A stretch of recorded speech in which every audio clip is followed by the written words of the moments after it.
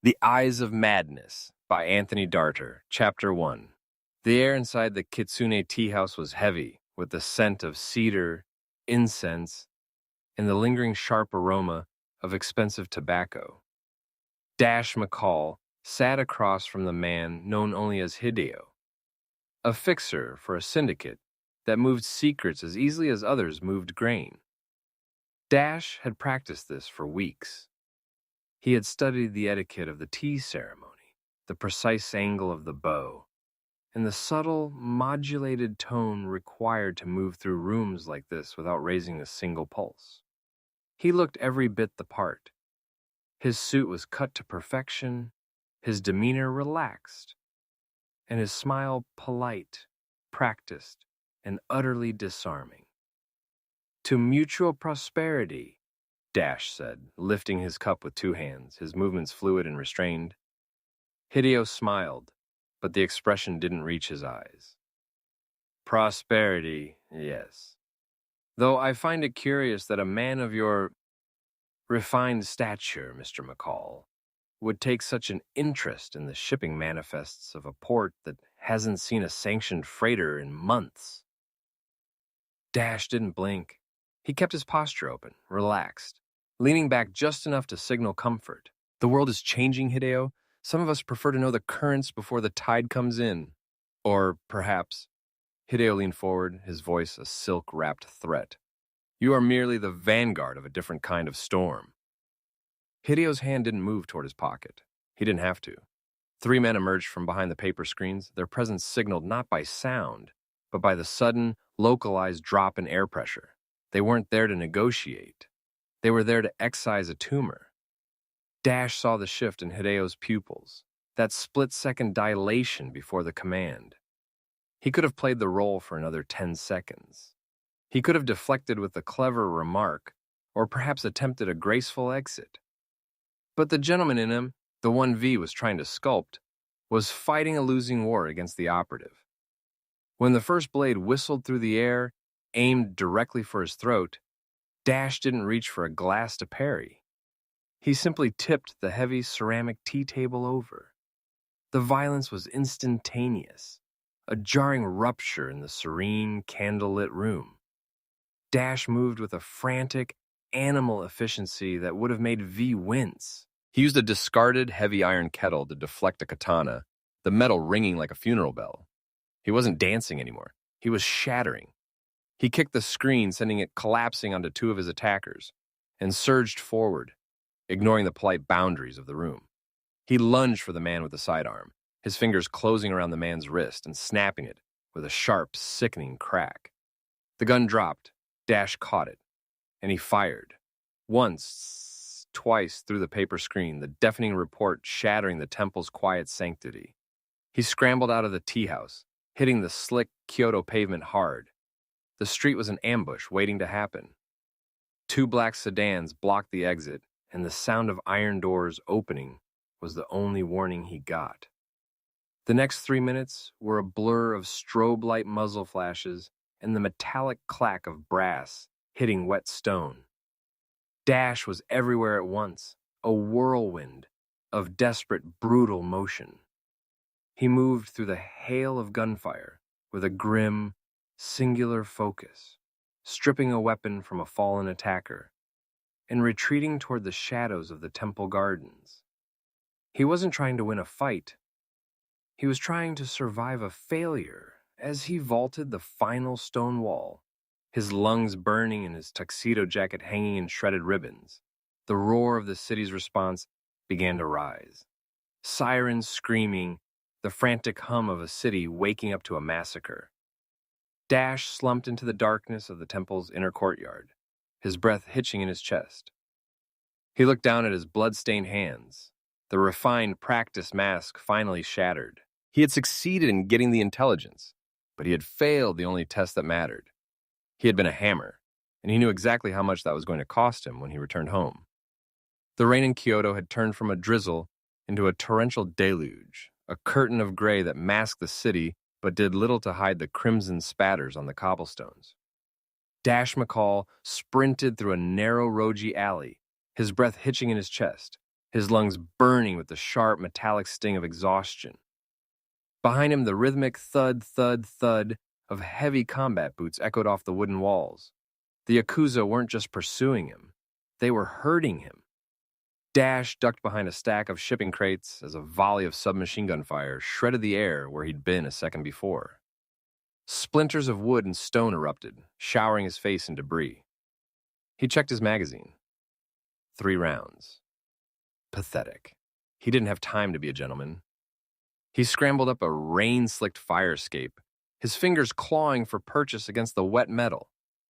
Halfway up, a figure lunged from the shadows of a balcony. Dash met the man's momentum with a brutal short-range elbow to the temple, feeling the crunch of bone through his own bruised forearm. The man tumbled backward into the dark, but more footsteps were already ringing out below. He reached the rooftops, a labyrinth of dark tile and precarious gaps. He sprinted, his legs screaming, leaping across a 4-foot drop between buildings. His foot slipped on a patch of slick moss, and he skidded, barely catching the edge of the guttering. For a heartbeat, he hung over the abyss of the narrow street below, the sirens of a dozen police cruisers wailing in the distance like starving wolves. He pulled himself up, gasping, just as the flash of a muzzle lit up the rooftop behind him. The bullet pinged off the chimney beside his head. "Come and get it!" he snarled, abandoning the stealth he'd tried to cultivate. He turned, firing his last 3 rounds blindly into the dark to force a pause, then bolted toward the extraction point, a small, concealed airstrip on the city's outskirts. He didn't run like a trained operative anymore. He ran like a man who had already died twice tonight. He jumped from the rooftop onto the bed of a moving delivery truck, rolled and sprinted the final 2 blocks toward the perimeter fence of the airfield. The security lights of the private hangar hummed in the rain, a beacon in the chaos. He could see his pilot, a nervous man who had his hand on the throttle, staring at the approaching wall of dark sedans that were tearing up the gravel drive. Dash hit the fence, vaulted it, and tumbled onto the tarmac. The engine was already roaring. Dash sprinted, his lungs screaming, his tuxedo in tatters. A bullet caught the fabric of his shirt, grazing his ribs, but he didn't stop. He threw himself into the open door of the small jet, just as the pilot slammed the throttle forward. The tires left the pavement in a spray of mud and water. Below, the headlights of the Yakuza sedan stopped dead, their occupants staring up at the belly of the aircraft as it climbed into the low, bruised clouds. Dash crawled into the cabin, collapsing into a seat, his head lolling back. He watched the city of Kyoto shrink into a constellation of lights beneath them.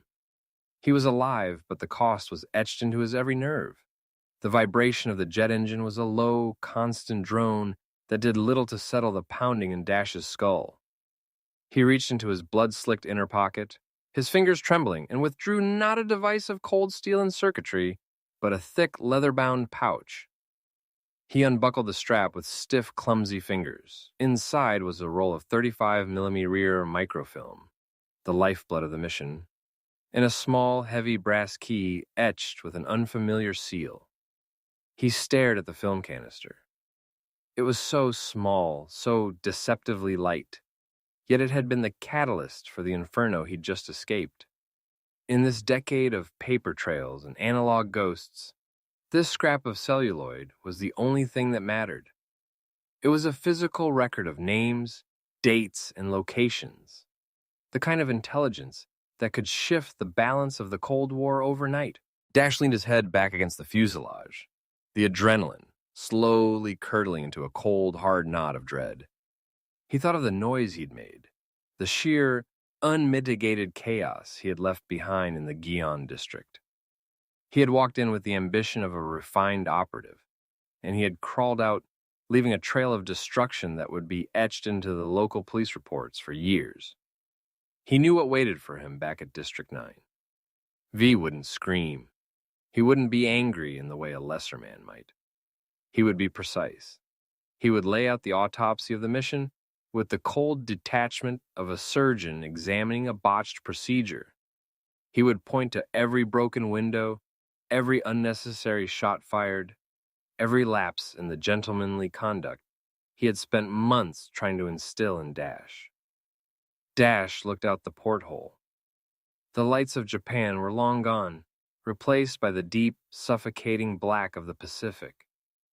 He gripped the microfilm canister tight, the metal biting into his palm.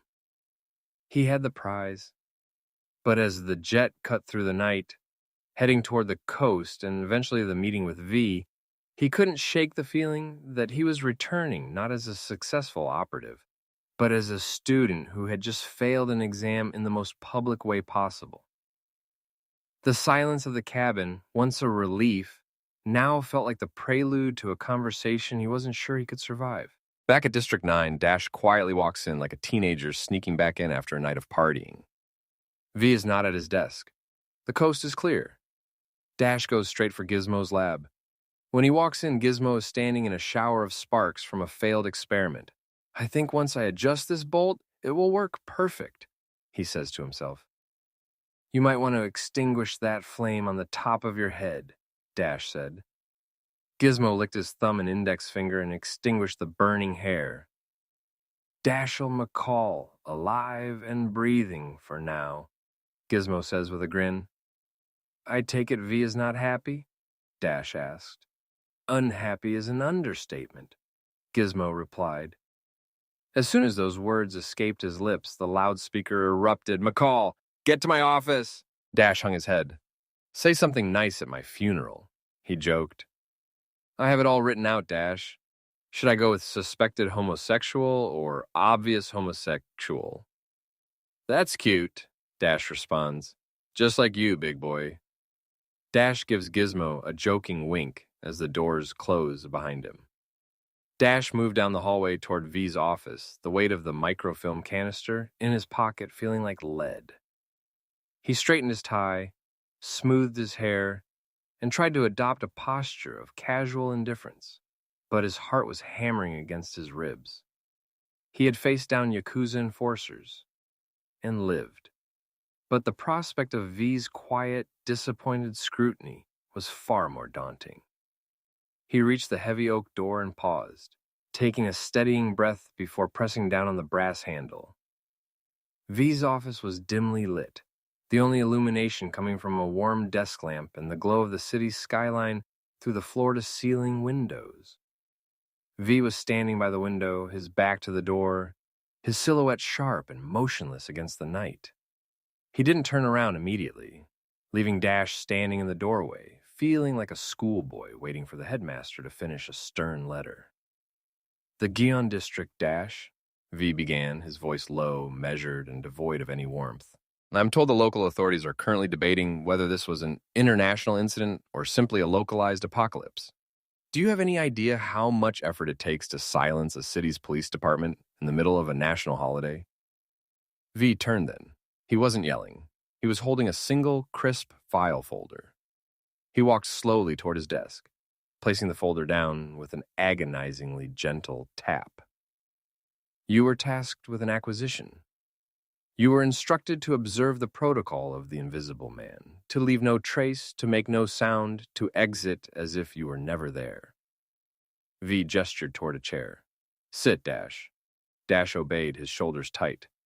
"Instead," V continued, pacing the length of the room, "you tipped a table, shattered a priceless screen, engaged in an urban firefight that lasted, by my count, 11 minutes, and caused a public panic that has necessitated the immediate relocation of 3 of our best field assets. You are not a ghost, Dash. You are a flare, a bright, burning, and utterly unsustainable flare." V stopped in front of him, leaning down until they were eye level. "I have spent months trying to teach you that the measure of an operative is not what they destroy, but what they preserve. You have the film, yes, but you have paid for it with the security of our entire Far East network. I have a mind to send you back to the training crates for another year." The sharp, rhythmic ring of the heavy rotary phone cut him off. V shot Dash one final warning look before snapping the receiver off the cradle. "Speak," he said. He listened for a moment, his posture instantly shifting from annoyed to rigid. The faint, crackling hiss of a long-distance transatlantic line bled through the earpiece. Cat, go ahead. Dash watched him closely. V didn't say another word for a full minute, his pen scratching a single name into a notepad. Pazuzu. When he spoke again, his voice was clipped and professional. Understood. We're on the next flight out of International. Have the local assets ready. He slammed the receiver back down and turned to Dash. The lecture about Tokyo was completely forgotten. Go tell Gizmo to pack up his gear at once, V ordered, tearing the page from the notepad. We are needed in London. Overnight, a high-security museum vault was breached. They bypassed the pressure sensors, cut the power, and walked out with the head of Pazuzu. Dash frowned, standing up from the chair. What the hell is that? It's an ancient Assyrian artifact, V explained, his voice dropping into a low, serious register. An obsidian bust of a demon king, carved thousands of years ago. On paper, it's a historical relic worth an absolute fortune on the black market. But it's not just a trophy. The statue has 2 raw, blood-red garnets set into the eyes. The facets are cut in a precise geometric pattern that creates a severe neuro-optical reaction when light hits them. The rumor throughout history is that if you stare directly into its eyes, the human brain simply cannot process the visual data. You go completely, violently mad. He looked out the window, his mind already racing through the implications. It's a historical prize, Dash. And in the wrong hands, it's a weapon. Chapter 2. The roar of the jet engine died down as the aircraft taxied to a halt on the rain-slicked tarmac. Dash stepped out, the cool, damp English air a stark contrast to the stifling humidity of his flight from Kyoto. He was followed by V, who looked as sharp and composed as ever, and Gizmo, who was already muttering to himself about the potential for electromagnetic interference in the London fog. Standing by a nondescript black rover was Catherine Cat Highgate. She was just as he remembered, sharp, composed, and radiating the kind of effortless authority that commanded the attention of every shadow operative in the London network. The history between Dash and Cat, the brief, intense months they had shared before he fled, hung in the air like ozone. Dash had left her behind when things became serious, convinced that his lifestyle and his singular devotion to the job were worth more than a tether to one person. McCall, Cat said. Her tone was clipped, her gaze lingering on the bruising along his jawline before she looked at V. V briefed me on the mess in Japan. I trust London will be handled with more restraint. Dash felt the prickle of old guilt, quickly smothered by his mask of casual confidence. He gave a slight tilt of his head, stepping into the damp air. I aim to please, Cat, though this city has a habit of making things difficult. He walked closer, his eyes searching hers for the familiar spark of their past, but finding only a professional distance. V mentioned a museum breach. What do you have on them? Who are we actually hunting? Cat didn't soften. She held his gaze for a beat too long before turning her attention to the rover. The thieves were ghosts, Dash. They didn't just pick the locks. They bypassed the pressure plates by weighting them with sandbags and physically cut the power to the alarm circuit from inside the maintenance crawl space. When we got there, the night guard's logbook was missing. The entire page for the night of the theft had been torn right out.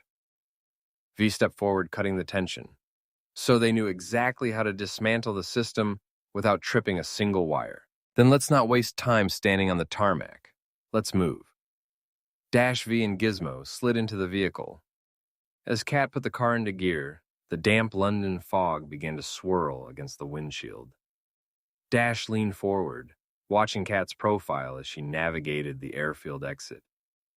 Shadow has the best reach in the UK, Cat. Why pull us all the way from the States for a single museum heist? Cat's knuckles tightened on the steering wheel, her eyes fixed on the road. Because we found a calling card, Dash. A small brass plate left in the empty display case. It's stamped with a symbol. a stylized sun and serpent. We've checked it against every syndicate and intelligence agency in our files, and it matches nothing. It's completely foreign. V suggested that if anyone would know who is brazen enough to leave such a thing, it would be District 9. V shifted in the seat, looking out at the passing streetlights. A sun and serpent. I've seen rumors of such a group in the shadows of the political elite, but never a physical mark. If they're using it to claim a prize like the Head of Pazuzu, we aren't just dealing with thieves, we're dealing with a movement. The rover pulled up to the curb, its tires hissing against the damp asphalt outside in the museum. The building stood like a fortress against the London fog, its limestone facade imposing and silent. Kat led them through the service entrance, her heels clicking sharply on the cold concrete. They found the night guard, a man named Arthur, sitting on a folding chair in the security office. He looked shaken, his hands trembling as he gripped a cold cup of tea. I told the constables everything, Arthur stammered, looking up at the unfamiliar faces. I was on my rounds. I turned the corner of the Assyrian wing and then... There was just a smell. Sweet, like perfume, but heavy. The next thing I knew, I was waking up on the floor with a headache that felt like a chisel. The sirens weren't even screaming. It was as if the statue just walked off its plinth on its own. V leaned down, his eyes steady. No footprints, no scuffs on the floor? Nothing, sir, Arthur insisted, his voice cracking. The floor was polished and it was empty. Not a mark on it. While V questioned the guard, Dash moved toward the display case. He didn't look at the empty velvet pedestal. Instead, he tilted his head toward the ceiling, tracing the path of the brass ventilation slats. He pulled a compact flashlight from his jacket, the beam cutting through the gloom of the wing. He climbed a maintenance ladder, bracing himself against the wall until he reached the service grate. Using a thin pocket knife, he pried the screw loose and pulled the grate away. The air inside the shaft was stale, smelling of decades of trapped dust. He shone his light into the narrow opening. There were marks in the metal, serrated, circular indentations that bit deep into the steel. Dash frowned, running a gloved finger over the gouges. He had spent his life dismantling locks and forced entry points, but the geometry of these marks was alien. It looked as if the metal had been pinched and folded, almost as if the tool had exerted a concentrated, focused pressure that defied the hardness of the steel.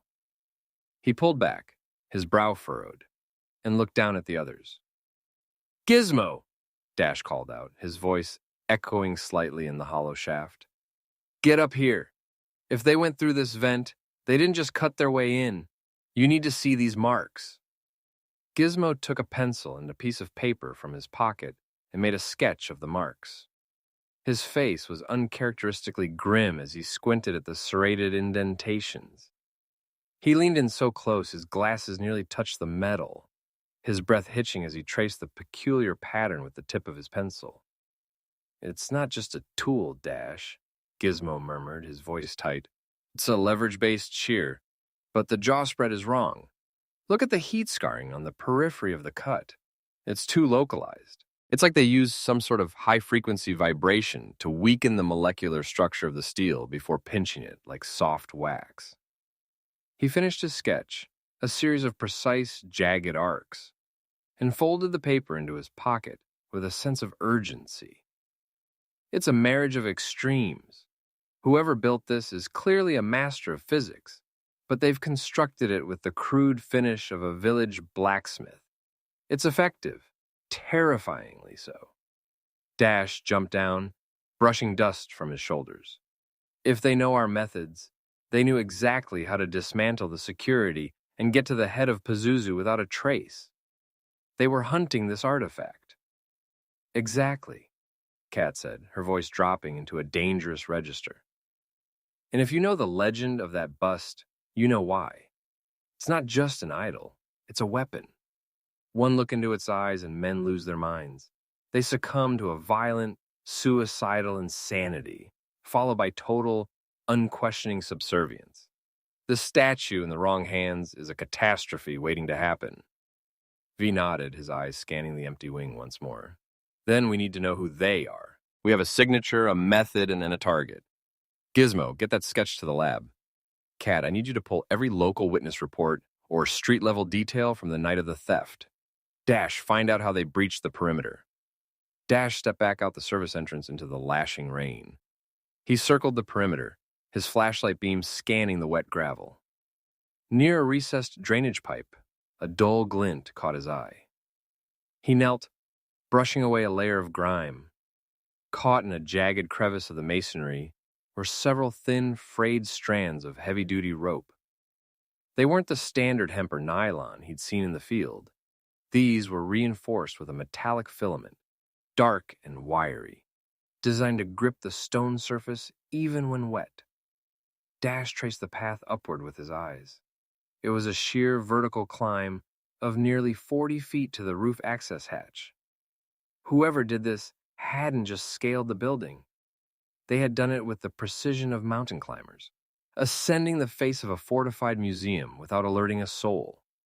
He carefully pulled a few of the fibers free with his tweezers and sealed them in a small evidence bag. He stepped back into the doorway where the others were waiting in the shadows. He held up the bag, the metallic fibers glinting under the dim overhead light. "They didn't break in, they ascended," Dash said, his voice low. "I found these on the exterior masonry, 40 feet up. It's reinforced cordage, industrial grade, probably military. But the weave is custom. These people didn't just walk in. They scaled the building like ghosts." Kat stepped forward, taking the bag. She pulled a magnifying glass from her coat pocket, her composure faltering for a fraction of a second as she studied the weave. "This isn't from any civilian supplier. This is high-tensile, heat-resistant rigging used by specialized mountain divisions. If the Mars Society is getting their hands on this, they aren't just a political movement. They're tapping into a supply chain they shouldn't even know exists." Gizmo peered over her shoulder. High-tension gear, calculated bypasses, and an impossible entry. They're operating with the precision of a state-funded Black Ops unit. V's face hardened, the flickering yellow light of the street lamp casting long, jagged shadows over his features. If they have the backing to acquire military-grade hardware and the training to use it on a target and like this, we are not just looking for a thief. We are looking for an army. Kat, use your contacts in the ministry. Find out who is losing inventory like this, or who has the clearance to move it. Dash, keep that rope close. If we find a match, we find our staging ground. Dash nodded, watching the city lights blur in the rain. The mystery of the statue was gone, replaced by the chilling reality that they were playing a game against an opponent who played by rules they hadn't even realized were in play. Chapter 3, the Shadow Headquarters, was situated in the heart of London, masked behind the unassuming facade of a high-end import-export firm in Mayfair. To the casual observer, it was just another bustling office, but once the reinforced service door hissed shut behind them, the atmosphere shifted. The air smelled of ozone, gun oil, and high-frequency hums, a playground for someone with Gizmo's sensibilities. Gizmo's eyes went wide. He wasn't just looking. He was drinking in the room. He bypassed the main lobby entirely, hovering near a workbench where a technician was calibrating a prototype long-range transmitter. The sheer volume of specialized equipment, oscilloscopes that hummed with a different frequency than their own, custom-forged lock-picking sets, and tactical gear that looked like it had been pulled straight from a prototype bay made him grin. For the first time since they arrived, he looked at home. V didn't linger. He gave a single, curt nod to the security detail for disappearing down a dimly lit corridor, heading toward the inner sanctum to meet the man known only as Ghost. Their history spanned decades, a long, winding road of shared battlefields and secrets that had kept Shadow alive when the rest of the world wanted it buried. Dash, however, remained in the lobby, his attention fixed on Kat. She was busy checking a clipboard, her movements efficient and cold. He waited until the office noise died down, then stepped into her path. "Kat, I'm truly sorry for the way things ended between us." he said, his voice barely a murmur over the click-clack of typewriters. She froze. The clipboard lowered slowly, and she looked at him with an expression that was sharp enough to draw blood. You taking off in the middle of the night? You didn't have the decency to leave a letter. You took the next available flight out of London. I had a top-secret mission in Casablanca. Dash tried to explain, the old excuse tasting like ash in his mouth. I would have gone with you, Dash, Kat snapped, her voice trembling with a long-held, jagged hurt. We're in the same business. It's not as if I was some lovesick girl that didn't know of the dangers involved. Kat, you know how I operated then, Dash said, stepping closer. I went in and blew everything to hell. It wasn't a life for two. From the sound of things, that is still how you do things, Kat replied, her eyes searching his face for a lie. She looked away, her shoulders slumping just an inch. I loved you, Dash. I loved you as well, Dash said, the weight of the confession hitting him harder than he expected. I wasn't ready to settle down. I could have never been faithful to you. I would have hurt you more if I'd stayed. Kat turned back, her gaze burning into him. I was aware that you were a man driven by his desires, but I also knew that they meant nothing to you. I foolishly hoped that I did. Dash reached out as if to take her arm, but stopped himself. Catherine, you do. It was never because I didn't love you. I was afraid. The silence between them was suffocating. For a moment, the bustling office seemed to vanish, leaving only the ghost of what they had been. Kat stared at him, the professional mask flickering, but she didn't soften. Instead, she stepped back, pulling the clipboard to her chest like a shield. Fear doesn't fix a broken promise, Dash, she whispered, her voice colder than the London rain. She turned on her heel and walked away, leaving him standing in the middle of the lobby, surrounded by the hum of technology he didn't care to understand, in a city that felt more like a cage than it ever had before. Dash turned away from the lobby, his jaw tight as he navigated the labyrinthine halls of the headquarters. He needed to be somewhere that made sense, somewhere where the problems could be solved with wires and logic rather than emotional wreckage. He found the lab at the end of a long, reinforced corridor. The door was already propped open. Inside, it looked like a high-stakes auction of stolen genius. Shadow's R&D department was a chaotic, brilliant mess. Gizmo was completely in his element. He had bypassed the standard workstations and commandeered a central, illuminated console, surrounded by a small army of shadow technicians who were looking at him with a mixture of professional skepticism and genuine intrigue. Gizmo was holding a piece of specialized circuitry, a logic board that looked like a piece of modern art, and was pointing at it with the intensity of a surgeon. You're missing the signal attenuation in the secondary relay, Gizmo was saying, his voice buzzing with excitement. If you tie the input into the base frequency of the local grid, you aren't just boosting the range. You're creating a feedback loop that makes the device invisible to standard countermeasures. It's brilliant, honestly. Who designed this? One of the technicians, a woman with oil-stained fingers and a sharp, inquisitive look, leaned over. That was Ghost's pet project. He calls it a ghost-in-the-machine shunt. Well, it's inspired, Gizmo chirped, oblivious to the fact that he was essentially critiquing the boss's private work. Dash leaned against the doorframe, watching his friend. Gizmo had the vent grates spread out on the workbench, squinting at the metal through a jeweler's loop. Find anything on the vent marks, Gizmo? Dash asked. Gizmo didn't look up. His attention locked on the steel. It's high-leverage pneumatic gear, Dash. Industrial stuff. The kind used to cut through vehicle frames at a crash site. It's bulky, but it's sealant if you know how to vent the pressure slowly. He pointed to the serrated edge with a pair of tweezers. The marks are from the shear slipping when they hit the cross beams. They were working in the dark, in a tight shaft, and they were clearly rushing to keep to a schedule. It's not elegant, but it's damn effective. They didn't need any special tricks. They just had the right tool and the strength to handle it in a cramped space. Dash looked at the jagged metal. So they're just pros. Well-equipped, disciplined pros. Exactly, Gizmo said, setting down his loop. They force their way in with the best hardware money can buy. Whoever they are, they're disciplined enough to move as a unit and strong enough to haul that gear up the side of a building. Dash nodded, his mind shifting from the how to the who. He thought back to the rope he'd found earlier, the custom weave and metallic filament that had already confirmed these weren't amateurs hitting a local shop. The rope was the proof of their intent.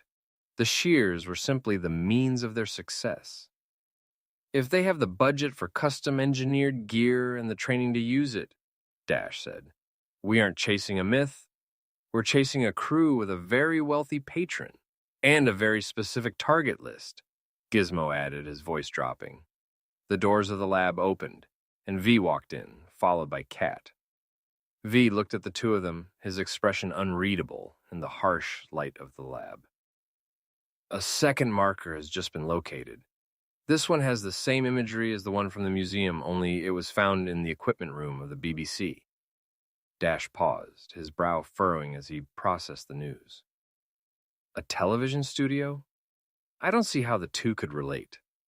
A statue that can be used as a weapon, and a television studio. The lore of the statue is that if you look into its eyes, it can hypnotize you and lead you to madness and subservience. But that is individualistic, correct? Gizmo set down the board he had been examining and wiped his hands on a rag, his face thoughtful. Individualistic, yes, that's what the legends say. But V, if they're planting markers in a BBC equipment room, they aren't looking for a quiet room to stash a souvenir. They're looking for a signal. V walked toward the main console, his movements measured. A maintenance man found the marker right behind the main transmitter. It's a cramped, dusty space full of vacuum tubes and cables, but it's the heart of their broadcast feed. Whatever they have planned, they aren't just hiding the head there. They're integrating it into the line. Dash walked over to a map pinned to the wall, his eyes tracing the line between the museum and the BBC headquarters. If they're using the equipment room, they're bypassing the studio floor entirely. They're plugging directly into the transmission stream. He looked back at V, his tone sharpening. Why would a group of professional thieves risk a second high-profile intrusion just to hide a statue in a radio and television hub? V didn't answer immediately. He looked at the sketch Gizmo had made of the serrated marks found at the museum. Because the museum was the acquisition, Dash. The BBC is the destination. If the legends are true and that statue can manipulate the human mind, then they don't need a battlefield to win their war. They just need a channel. V didn't waste a second. He turned to the communication array and signaled to Ghost, his voice low and urgent as he finalized the details of their entry. Within the hour, the team was standing at the threshold of the BBC's main broadcasting complex. It was a cavernous, sprawling maze of Art Deco architecture and technical ambition. With Ghost's credentials and Kat's leverage in the local network, they didn't have to force their way in. They were ushered through the front doors as a group of visiting consultants from an overseas technical firm. They were guided through the main corridors, where the air hummed with the electric tension of live production. A tour guide, a cheerful woman oblivious to their true objective, led them through a labyrinth of soundproof stages. In one, they watched a period drama rehearsal, actors in elaborate costumes, freezing mid-motion as the director shouted instructions. In another, a panel of stiff-collared experts debated the geopolitical climate of the decade under the glare of massive heat-radiating studio lights. The facility is quite expansive, Kat remarked to the guide, her voice smooth and professional. We were hoping to see the primary routing arrays, as we've been tasked with reviewing the older vacuum tube infrastructure. The guide didn't blink. Of course, it's a bit of a labyrinth in the maintenance wing, but I can show you the bypass toward the primary transmission hub. As they reached the junction of a long, dimly lit maintenance corridor, V caught Dash's eye. This was the moment. I think we have the lay of the land. V said, interrupting the guide. Why don't you take the others back to the lobby? My team needs a moment to inspect the wiring in this sector alone. We don't want to get in the way of your production schedule. The guide hesitated for a heartbeat, but then nodded, clearly relieved to be rid of the technical questions. Very well. If you get lost, just follow the red conduits back to the central lift. As soon as the guide's footsteps faded, the group stopped pretending.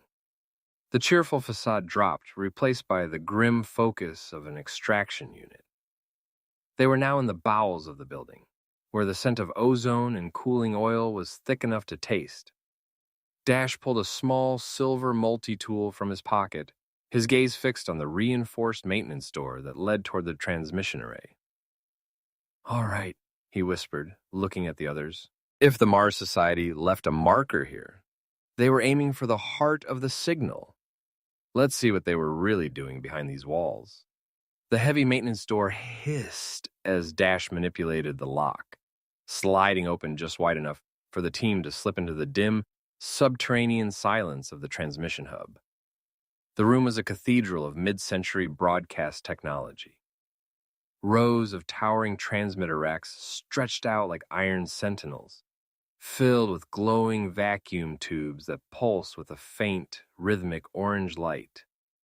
A heavy metallic smell, hot dust and ozone hung in the air. Dash held up a hand, signaling for a halt. He scanned the floor. The dust here was thick, a fine gray powder that had been accumulating for years, but it was marred by a series of precise, sweeping tracks. Look at this, Dash whispered, pointing his flashlight at the floor near the main junction cabinet. Someone had been here, and recently. There were crisp, clear impressions of boots, not the heavy-duty gear from the museum climb, but lighter, rubber-soled shoes. They hadn't just been walking, they had been pacing. There were distinct circles drawn into the dust around the primary terminal. In several small taped-on paper templates adhered to the metal housing of the transmitter, they were diagrams, annotated schematics of the internal wiring, with red pencil marks indicating which cables to splice and which power leads to isolate. Gizmo stepped forward, his expression pale. He knelt by one of the diagrams, his fingers hovering just inches from the paper without touching it. They've done the homework, Gizmo muttered, his voice barely audible over the hum of the cooling fans. These aren't just guesses. They've mapped the entire signal flow. They know exactly how to bypass the safety interlocks, so they can feed an external source directly into the national broadcast stream. V walked to the edge of the rack, his eyes scanning the ceiling and the shadows behind the towering equipment. The room was empty, but it felt expectant, as if the silence was holding its breath. They're treating this like a military operation, V said, his voice dropping into that familiar, lethal register. They didn't just break in to hide something. They came here to stage the infrastructure for a switch. They've essentially built an on button for their weapon. He looked at the junction cabinet, then back to the team. They're confident enough to leave their blueprints behind, which means they aren't worried about us finding this, or they know exactly when they're coming back to finish the job. Dash pulled the red pencil from the junction cabinet, his movement sharp and deliberate. Giz, what would happen if these wires were crossed? Asked Dash. Probably a big fucking boom, Gizmo replied. Dash didn't hesitate. He took the diagrams the Mars Society had left behind and began to systematically rewrite their internal logic. With a few quick, aggressive slashes, he cross-wired the primary input leads and modified the voltage regulators on the schematics. If the technicians followed these updated instructions, they would be feeding the broadcast signal directly into a dead-end ground loop. It was a sabotage of the most elegant, destructive kind, a trap that would either turn the entire BBC transmitter into a smoking ruin of molten glass and ruined copper, or, at the very least, force a catastrophic shutdown the moment the power was thrown. There, Dash said, tossing the pencil back onto the console. If they try to integrate their little idol into this stream, they're going to get a very loud, very expensive lesson in electrical engineering. Gizmo leaned in, inspecting the damage Dash had done to the wiring diagrams. A slow, appreciative grin spread across his face, and it's diabolical. You've essentially turned the entire transmitter into a giant short circuit. It'll fry the capacitors before the first frame of the broadcast even hits the airwaves. V remained by the door, his eyes tracking the dark corridor outside. It buys us time, but it doesn't stop them from finding another way in. We know their method now, and we know their destination. If they want to play the world's most dangerous broadcast, we'll be waiting for them when they realize their on button just turned into a fuse. He gestured toward the door, his voice low. We leave now. We don't want to be anywhere near this room when they return to finish their work. Chapter 4. Arthur Penhaligon, lead broadcast engineer for the BBC, was not a man built for subterranean dramatics. He was a man built for tea, biscuits, and a predictable signal frequency. Down in the bowels of the maintenance wing, the air was thick with the smell of scorched insulation.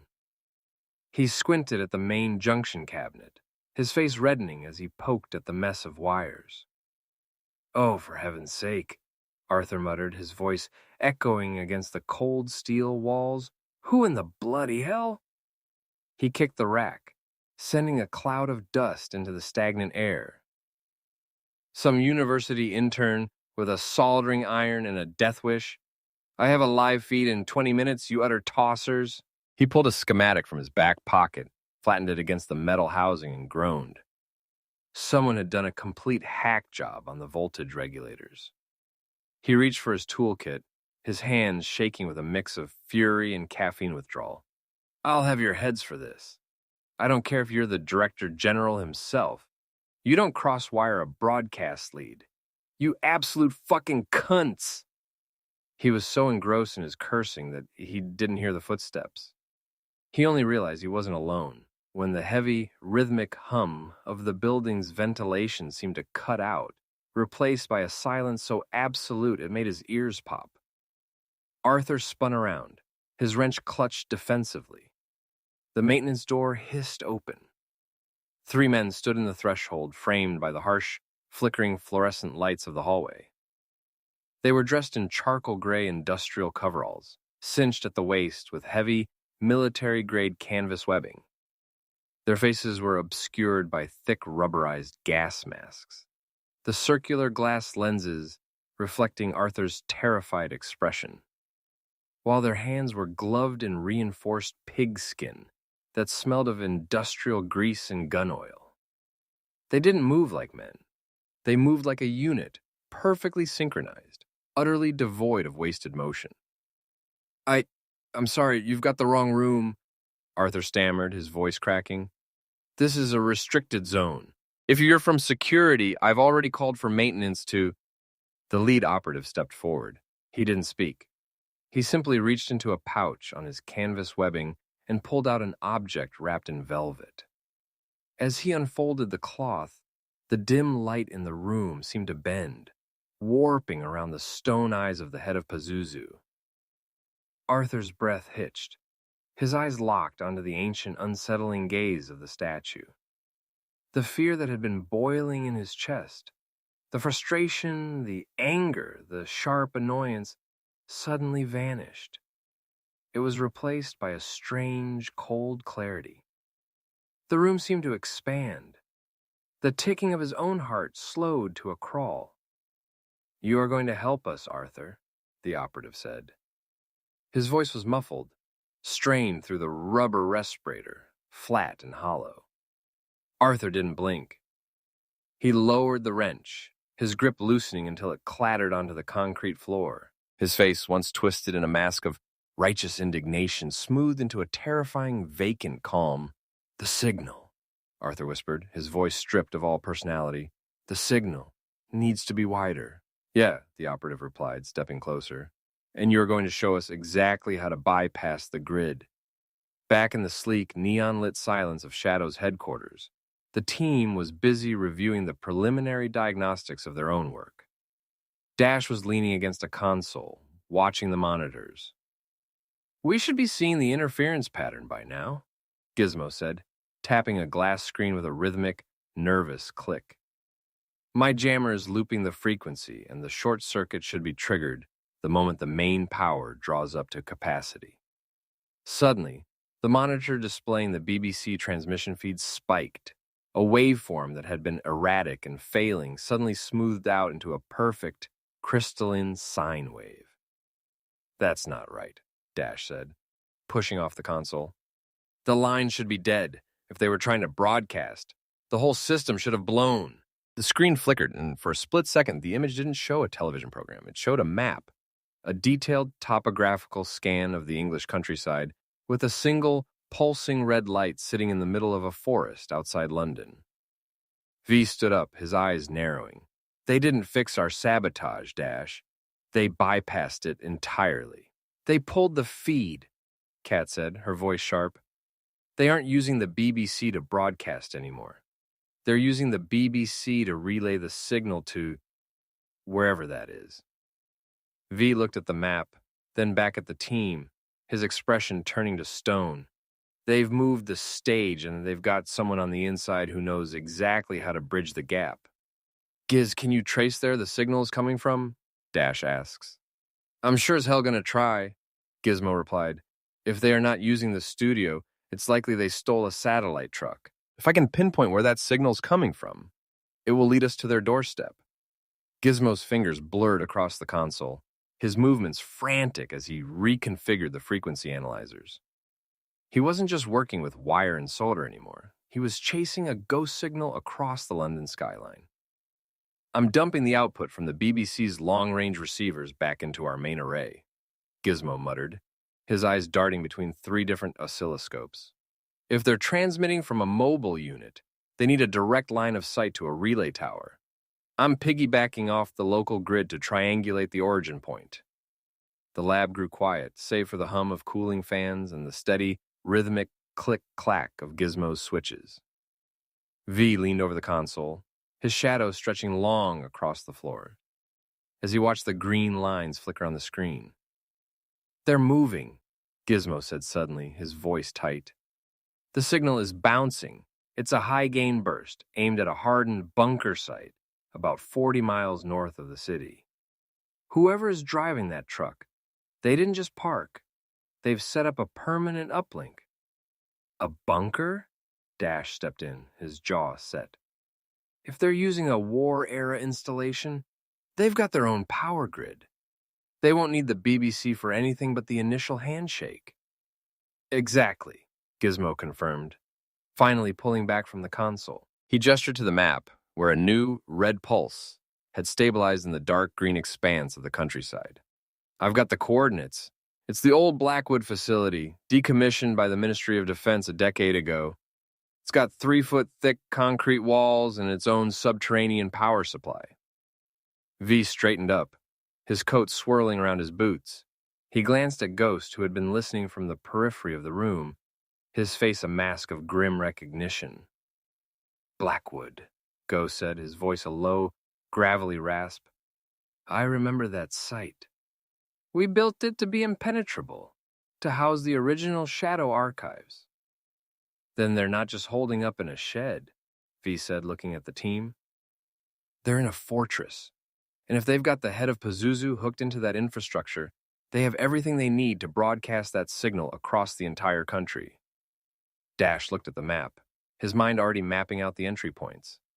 "A bunker's just a hole in the ground with a door, Ghost. Even the best ones have ventilation, power conduits, and weaknesses. This one has history," V countered, his eyes locking with Dash's, "and we're about to walk right into it." The Shadow Lab had become a chaotic blur of wires and half-disassembled broadcast consoles. Gizmo had stripped the main communication array to its bare chassis, his workbench a graveyard of vacuum tubes and soldering iron slag. "It's not just a matter of signal strength," Gizmo muttered, sweat beading on his forehead as he wiped his hands on a grease-stained rag. "If I want to force an override on an uplink that powerful, I have to sync the frequency exactly to their carrier wave. If I'm off by even a fraction of a hertz, the whole thing just turns into screeching feedback. Dash walked over, carrying a stack of film reels he'd managed to secure from a contact in Soho.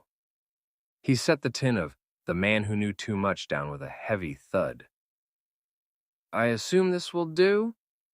Gizmo squinted at the reel, then up at Dash, a manic glint in his eye. Perfect.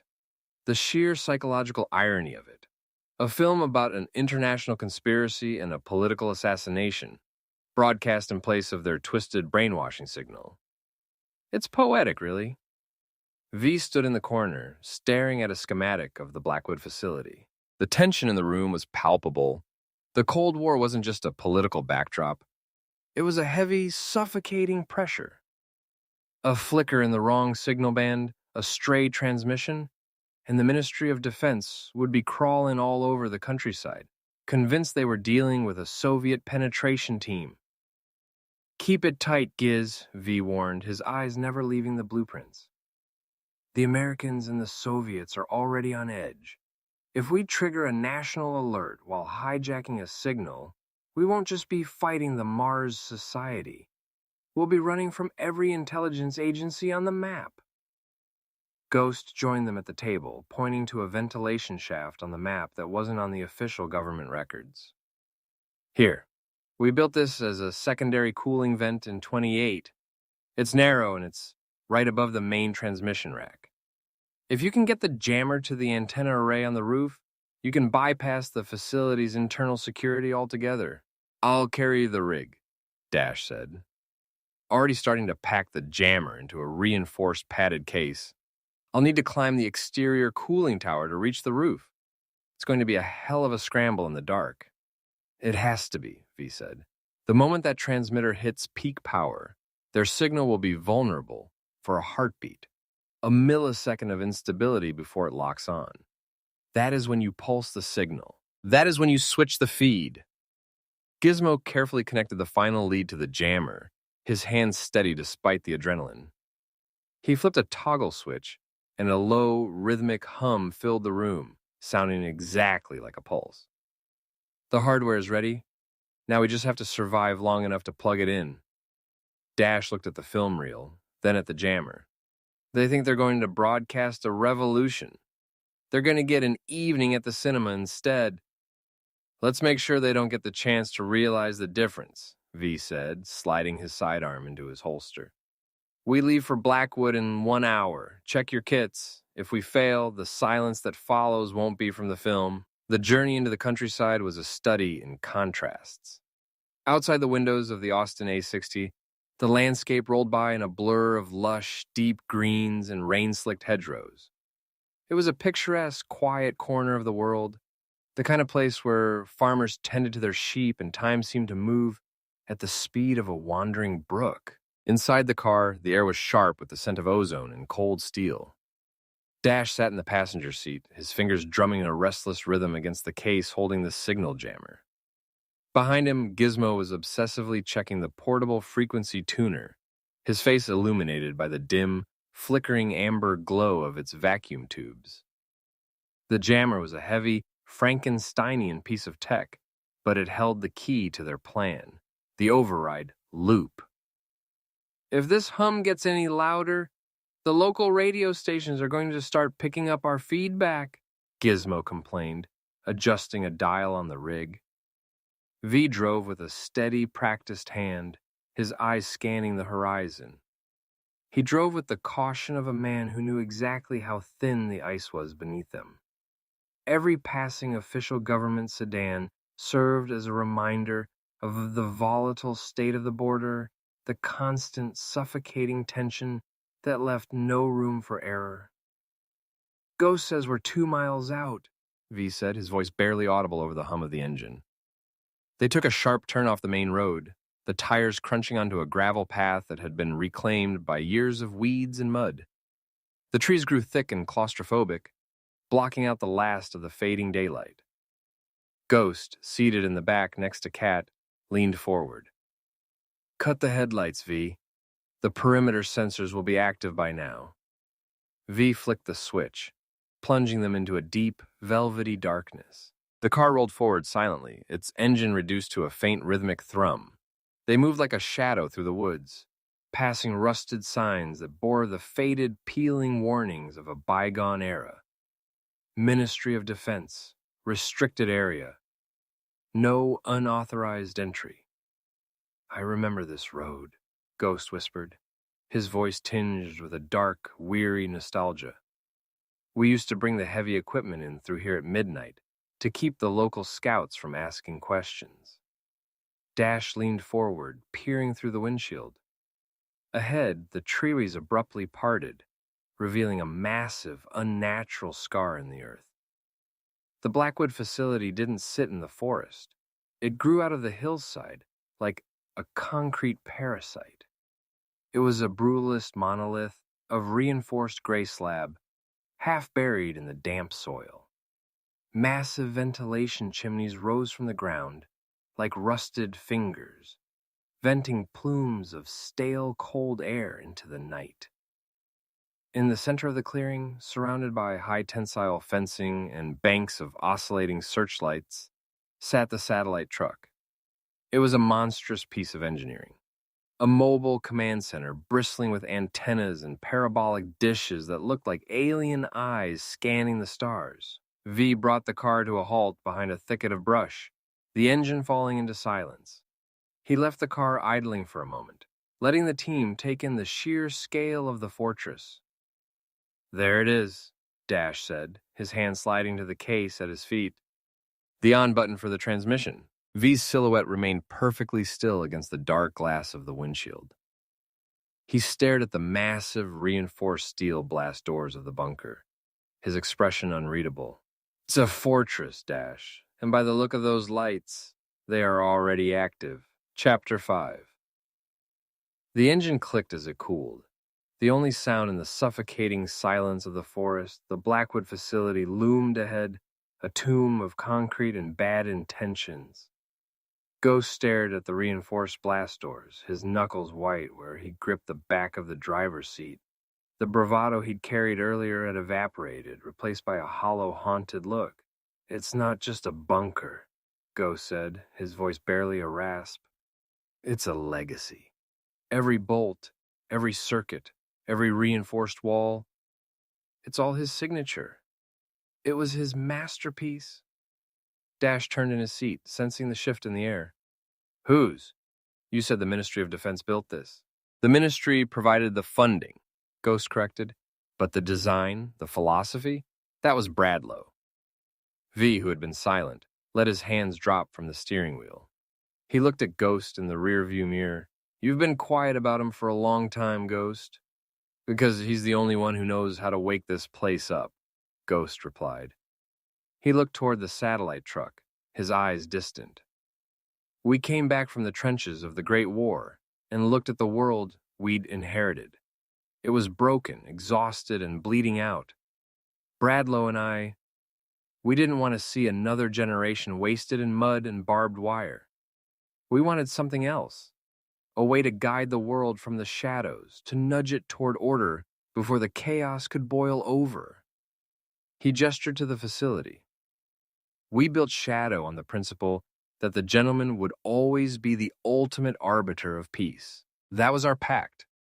"And then you met him," Dash noted, looking at V. V's gaze softened for a fleeting second, a shadow of the man he was before the world had hardened him. 1920, London. I had just returned from the front myself, carrying the same scars and the same disillusionment. I met them at a quiet club.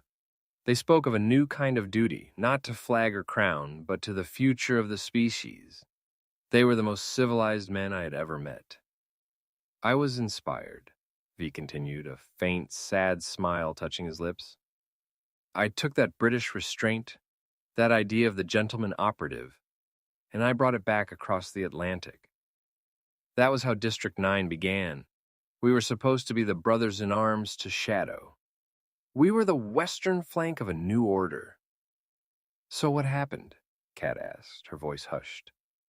Ghost's expression hardened, his jaw setting into a line of granite. The world didn't want to be guided. It wanted to be ruled, and Bradlow, He stopped believing that peace was something to be nudged.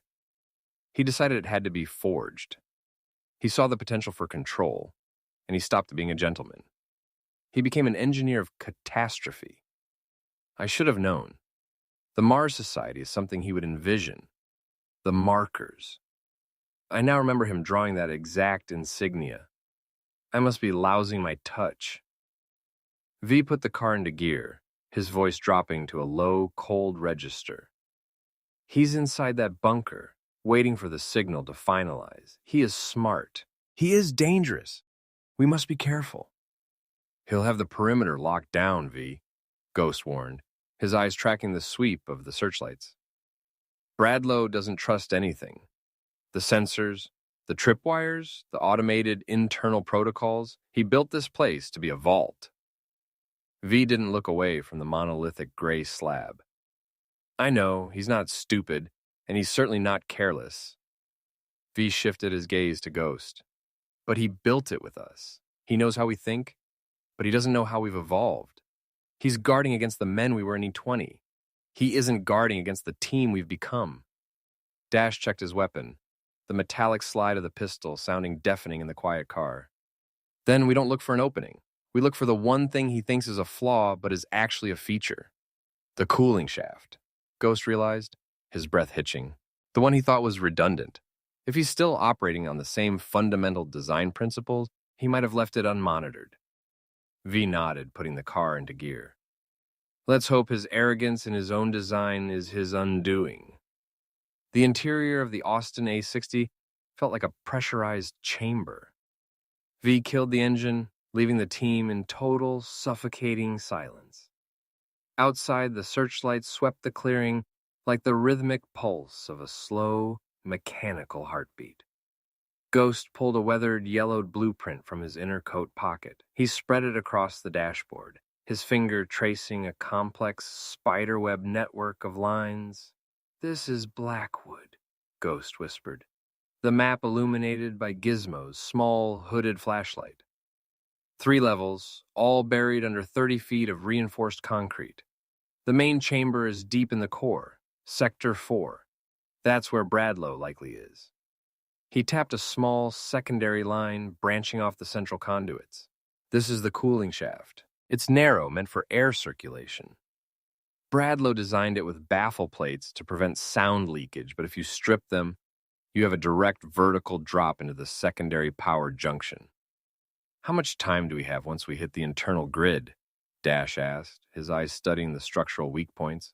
"The internal sensors are linked to the primary power supply," Ghost warned. "If you trip a silent alarm, the ventilation system will seal instantly, flooding the shaft with halon gas. You'll have maybe 3 minutes to reach the junction before the bunker goes into full lockdown."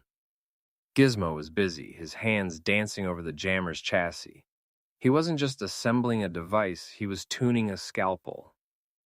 "I've configured the jammer to be a remote uplink," he muttered. "I'll stay out here in the woods, tapped into the external relay. The moment you're inside, I'll feed the film loop into their signal path. I can monitor their system's reaction to my interference in real time, but they'll be tracking any external signal fluctuations," Kat noted. "That's why I'm piggybacking on the natural radiation noise coming off the facility's own power grid," Gizmo replied. "To them, it'll look like localized interference caused by their own machinery. They won't know it's a hack until the film is already playing." V checked his sidearm, the cold weight of the metal grounding him. "Bradlow isn't worried about us. He's not even looking for us. He's so consumed by his obsession with the Pazuzu signal, this grand, twisted vision of universal compliance, that he treats Blackwood like a holy temple rather than a military installation. He's operating with the absolute terrifying confidence of a man who believes he's about to become a god. He's forgotten that I was the one who taught him how to build," Ghost said, looking toward the bunker with a grim expression. "He's forgotten that he wasn't always a megalomaniac. He thinks the world is just clay waiting for his mold." "Then we remind him that clay has a tendency to crack," V said. He stepped out of the car, the cool night air biting at his coat. The team followed, moving into the shadows of the pine line. They left Gizmo behind with the jammer, a lone figure in the dark, tasked with threading a needle of electronic warfare against an opponent who had long ago ceased to view humanity as anything other than a captive audience. As V, Ghost, Cat, and Dash reached the base of the massive exterior cooling tower, the sheer scale of the fortress became clear. It wasn't just a building. It was an altar to a new, silent age of control. "Ready?" V asked, his eyes tracking the sweep of the searchlights. "For the man who knew too much," Dash replied, tightening his grip on his gear. The team moved through the tree line, ghosts in the velvet dark. The Blackwood facility stood before them, a brutalist slab of concrete exuding an aura of cold, calculating power. Above, the cooling tower vents groaned, a deep, mechanical respiration that masked their movements. "Dash!" V signaled with a sharp tilt of his head toward the rusted intake grating hanging 20 feet up the side of the concrete monolith. Dash didn't hesitate. He holstered his pistol and went to the wall, his hands finding purchase in the weathered seams of the concrete. He moved with the fluid, silent grace of a predator, scaling the sheer face until he reached the vent. With a precise, agonizingly slow tug, he pried the rusted grating loose and slipped into the abyss of the shaft. Below him, the rest of the team split off, melting into the perimeter's shadows. The guards were not soldiers in the traditional sense. They were zealots, pacing the perimeter with the detached, glassy-eyed focus of men already under the influence of the signal testing. One guard leaned against a fuel drum, his cigarette glowing like a beacon in the dark. He didn't hear V until the cold steel of a combat knife was buried to the hilt in the base of his skull. The man didn't even have time to gasp. His knees buckled, and V caught him, lowering the body silently to the mud. Nearby, Cat and Ghost worked in lethal tandem. As the second guard swung his torch around, Cat moved, a phantom in the dark. She lunged, wrapping a piano wire around his throat and pulling back with a sickening crunch of vertebrae. The guard thrashed, his boots churning the gravel, but Ghost was there, his silenced pistol firing a single muffled thwip that sent a lead slug through the man's temple. Blood sprayed the concrete in a fine, hot mist. They were moving through the perimeter like a scythe, through wheat. A third guard stepped around the corner of the satellite truck. He froze, his mouth opening to shout, but he was silenced before the sound could leave his throat. V was a blur of motion, driving his fist into the man's solar plexus before slamming his head into the steel side of the truck. The metal rang out, but it was drowned by the roar of the facility's generators. V didn't stop. He pulled his knife and drove it through the man's jugular, the hot arterial spray painting his own knuckles crimson. The scene was a cacophony of quiet violence. The wet thud of bodies hitting the dirt, the sharp metallic tang of copper hanging in the night air, and the rhythmic sound of blades shearing through tough tactical nylon and muscle. Within 90 seconds, the perimeter was clean. The guards lay in awkward, broken heaps, their lives leaking into the damp earth. Ghost approached the primary airlock, his hands moving with practiced efficiency over the keypad. He bypassed the electronic lock with a bridge wire, the heavy blast door groaning as it shifted just enough to let them slip inside. They stood in the belly of the beast, the air inside recycled, stale, and humming with the low-frequency vibration of a signal that made their teeth ache. V gestured toward a nearby junction box. He opened the panel, revealing the tangle of wires that fed the facility's localized intercom. He pulled a small, handheld transmitter from his kit, a modified shortwave unit, compact but still heavy, and clipped it to the leads. He didn't speak into it. He tapped out a rhythmic sequence in Morse code against the receiver. A series of rapid clicks echoed back through the earpiece. It was clumsy, archaic, and purely mechanical, but it was the only way to relay information without the risk of a broadcast signal being traced by the facility's own sensors. 3 clicks. Gizmo had confirmed the link. The jammer was ready.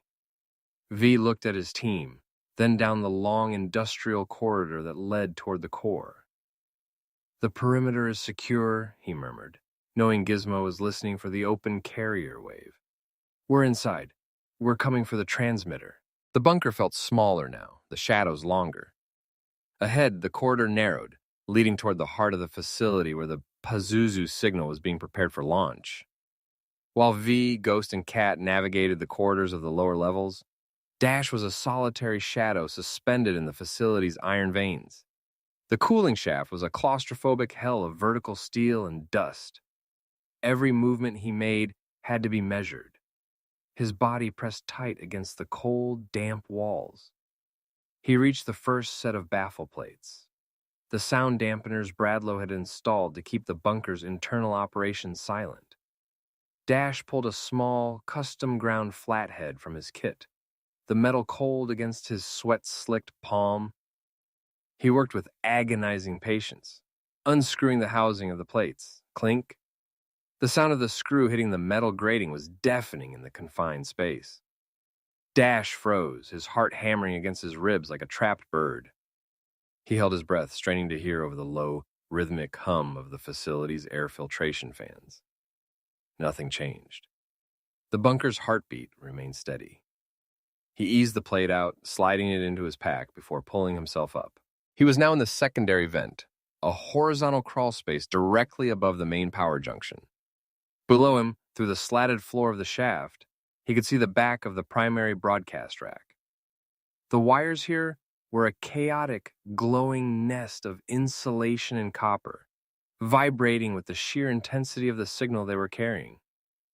But it wasn't the wiring that made his skin crawl.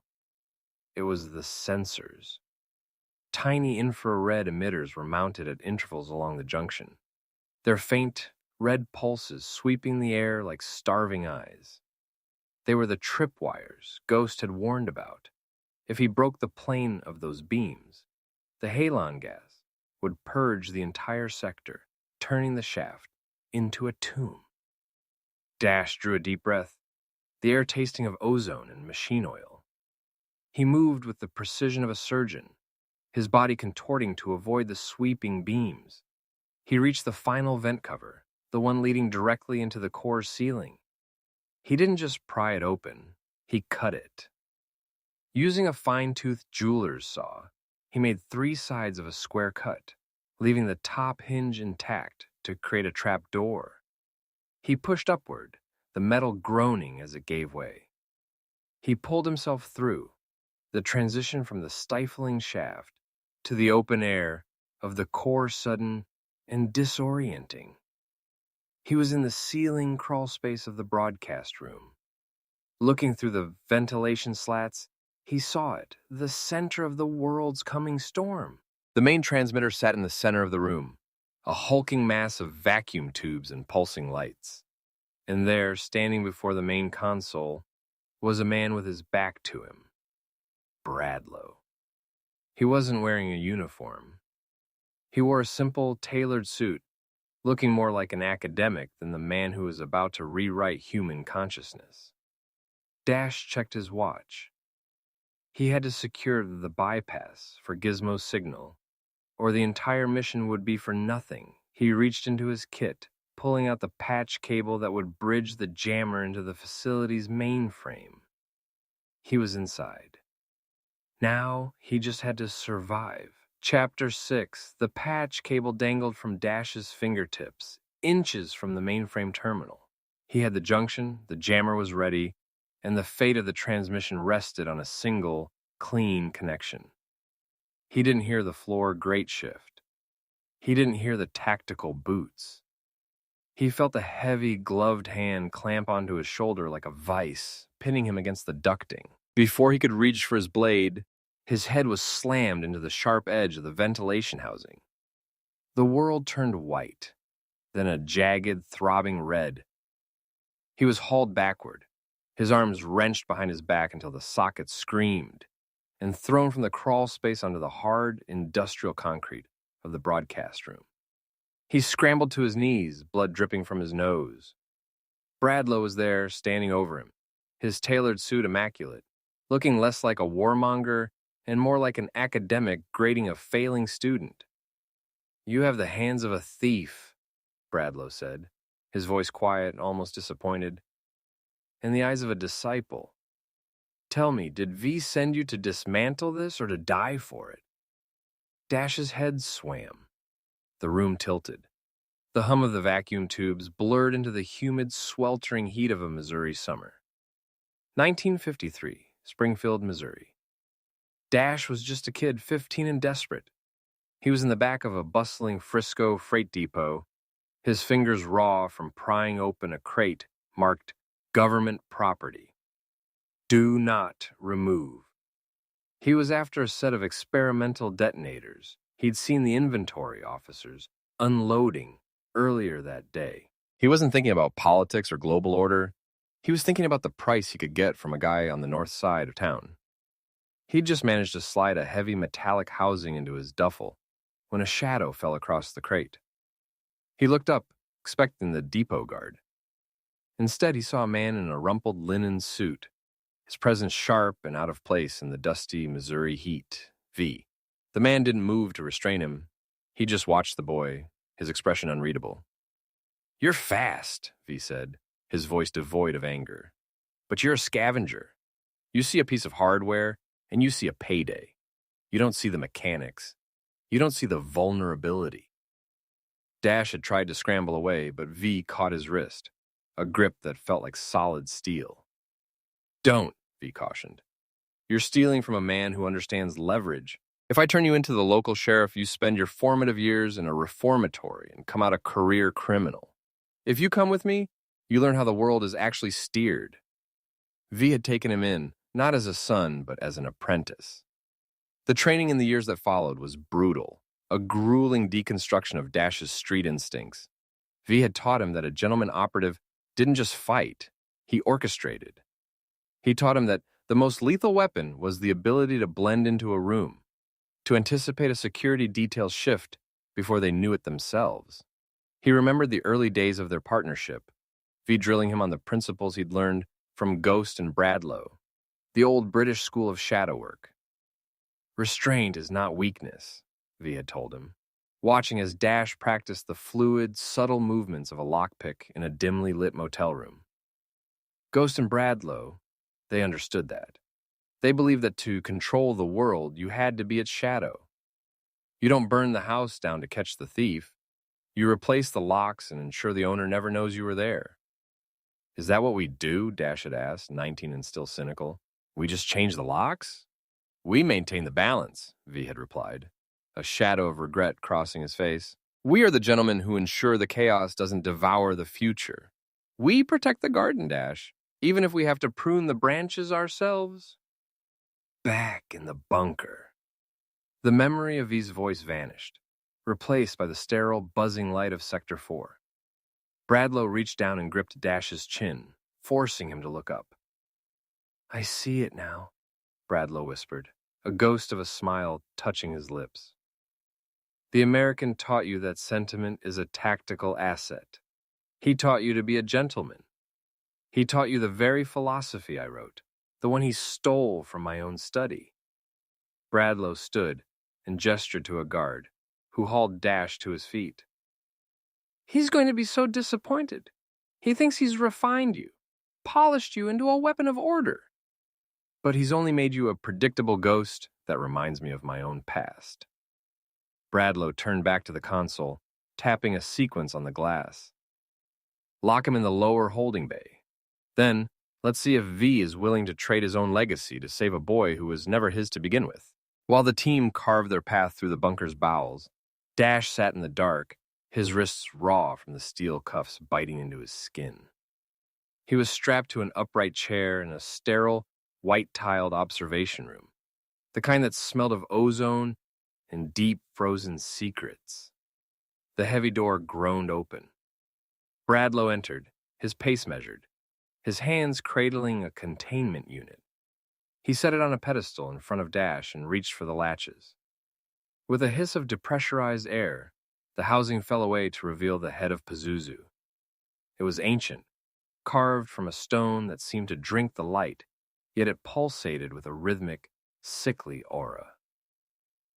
"Gaze into its eyes, McCall," Bradlow said, his voice smooth, devoid of malice, as if he were a mentor offering a gift. "Don't try to fight it. I can teach you things that V never dreamed of. I know if he has this much faith in you, you are an asset. I need assets, Dash. When I run the world, I need good men at my side. Join me. Rule the world with me." Before Dash could spit out a retort, a mechanical collar snapped around his neck, forcing his chin upward. A secondary frame locked his forehead, pinning him in place. He was trapped, forced to stare directly into the dead carved sockets of the artifact. Suddenly, the eyes ignited. They weren't merely stone, they were gateways. A brilliant, visceral, blood-red beam of light lanced from the pupils, pinning Dash's consciousness to the void. His vision fractured. The white-tiled room began to stretch and warp, the walls dripping like melting wax. He felt a sudden, violent vertigo, a sensation of his very ego being pulled through a needle's eye. His stomach turned, a wave of nausea so profound it felt as though his organs were rearranging themselves.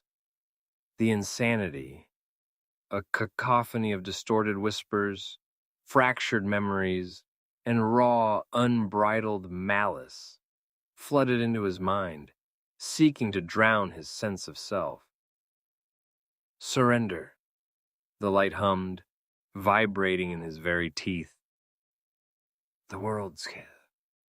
We are order. We are the architects." Dash gasped, his heart hammering against his ribs. He felt the edges of his mind fraying. He was slipping, the memories of the training in the cold Missouri mornings, the voice of V, they were all being bleached white by the crimson glare. Fight it! He anchored himself to the pain. He focused on the bite of the steel cuffs on his wrists. He clung to the mental architecture V had built within him, the gentleman's discipline, the ability to compartmentalize. The mind is a fortress, V had told him during those long, grueling sessions in the Ozarks. They can break your bones, they can bind your hands, but they only own you if you invite them into the sanctuary of your thoughts. Lock the door, build a wall. Dash retreated into the dark, silent corners of his own mind. He imagined a heavy iron door, slamming shut against the onslaught of the red light. He focused on the memory of the cold, crisp air of an autumn morning, the smell of dry leaves, the feeling of the rifle stock against his shoulder. He built a wall of cold, hard facts. He was Dash McCall. He was an operative of District 9. He was a man who knew how to pick locks. And he was picking the lock on this nightmare right now. The psychic pressure remained, a physical weight pushing against his skull, but the flood of insanity slowed. He wasn't breaking. He was holding. Bradlow frowned, his gaze flickering from the head to Dash's face. He could see the struggle, the sweat beading on the boy's forehead, the way his jaw was locked in defiance. "Impressive," Bradlow muttered, his eyes narrowing. "V didn't just teach you how to spy, he taught you how to survive." He stepped closer, his voice dropping to a dangerous, low murmur. "But even the strongest walls eventually crumble when the siege is long enough." He turned back to the console to adjust the frequency. Dash didn't break eye contact, his vision blurred by the red glare, his mind reeling, but his spirit unbowed. He waited. He was a thief, after all, and thieves knew better than anyone that the best time to strike was when the vault was open. Bradlow grunted, forcing the heavy stone base of the artifact to swivel away from Dash. As the crimson beam swung toward the wall, the crushing pressure on Dash's mind vanished instantly. He was left gasping, his skin clammy and his head throbbing as if he'd been struck by a sledgehammer. He didn't let his posture sag. He kept his jaw set, fixing Bradlow with a look of cold, calculating disdain. "You don't need to use that piece of shit," Dash rasped, his voice raw against the sterile hum of the room. He gestured toward the head, his lip curling in contempt. I'm tired of V telling me what to do. I'm not a gentleman, no matter how he tries to make me one. I am a hammer, a destroyer. I'm surprised you hadn't heard of me. I have a reputation for leaving cities in rubble. Bradlow paused.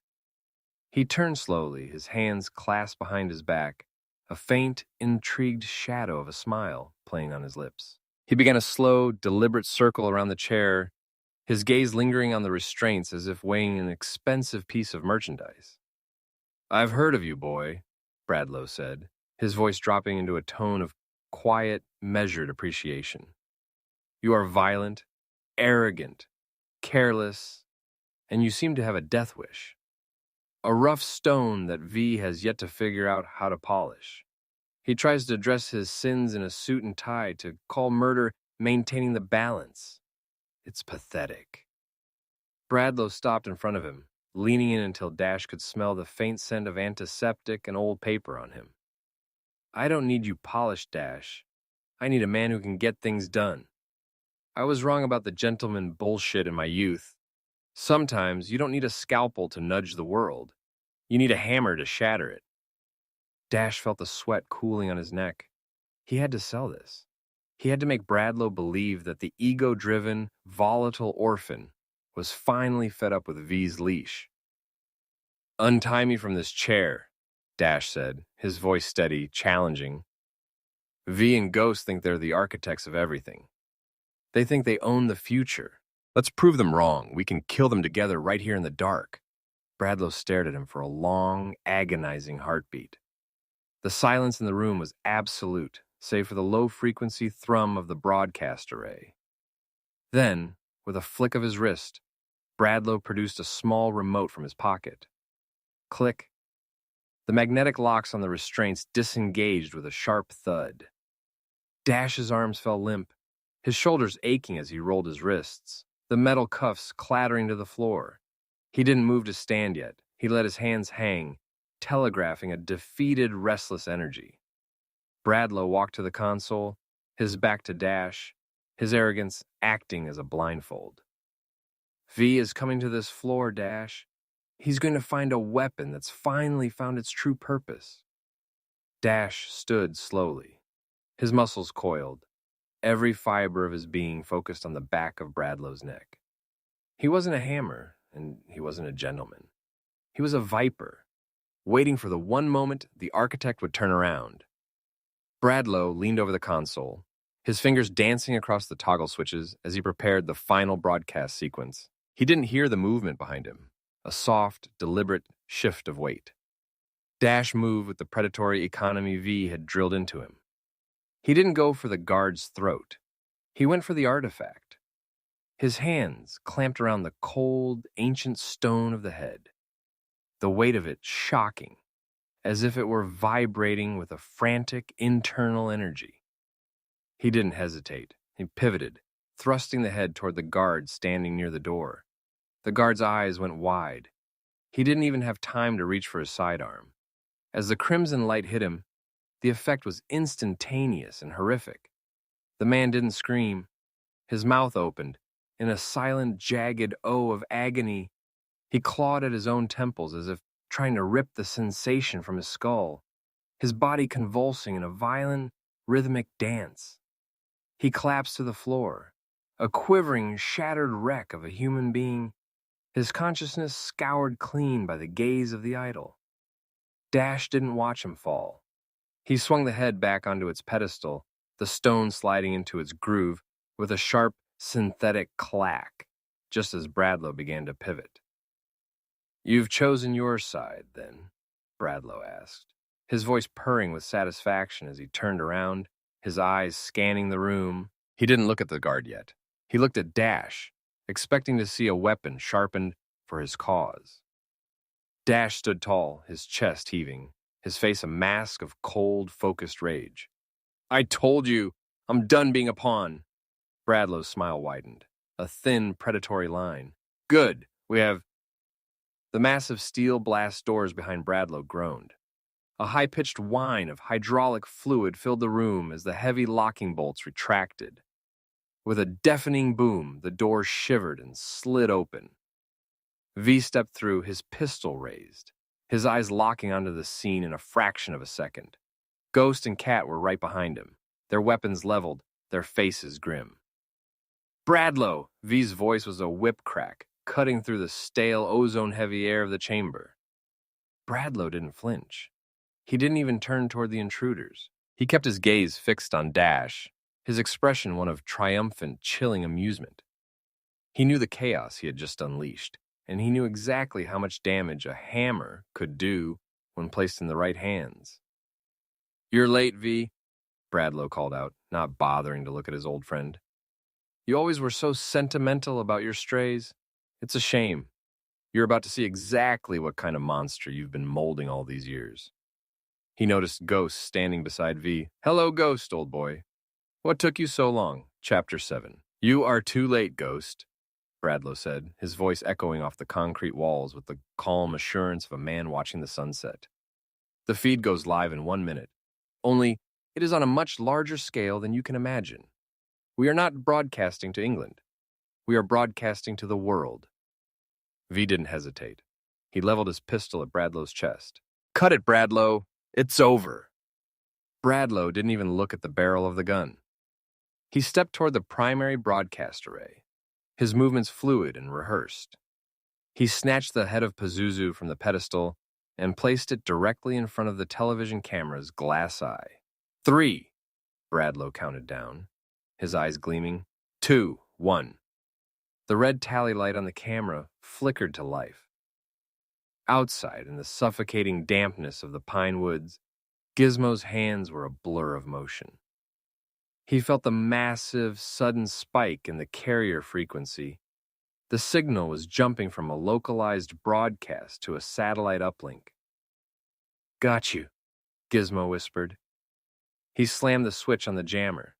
The device groaned, its vacuum tubes glowing a fierce, angry orange as it drew power from the facility's own grid. He injected the loop, the scratched, grain-heavy footage of the Hitchcock classic, directly into the outgoing feed. Inside the core, the crew remained glued to their monitors, too manic with excitement to notice the subtle, microsecond drift in the frequency. They saw the signal leaving the building. They saw the carrier wave locked. They assumed the world was watching. In the studio, the Head of Pazuzu sat before the lens. The studio lights were angled with surgical precision, catching the stone eyes and refracting the beam. It didn't just record, it amplified. That malevolent, blood-red light burned through the lens, transmitting not just an image, but a frequency that would bleed into every television set currently tuned to the frequency. "I don't need everybody in the world to see," Bradlow said, his voice carrying over the hum of the transmitter. "Just enough to start a revolution." On the facility's internal monitors, the Hitchcock film began to play, a seamless, perfect mask.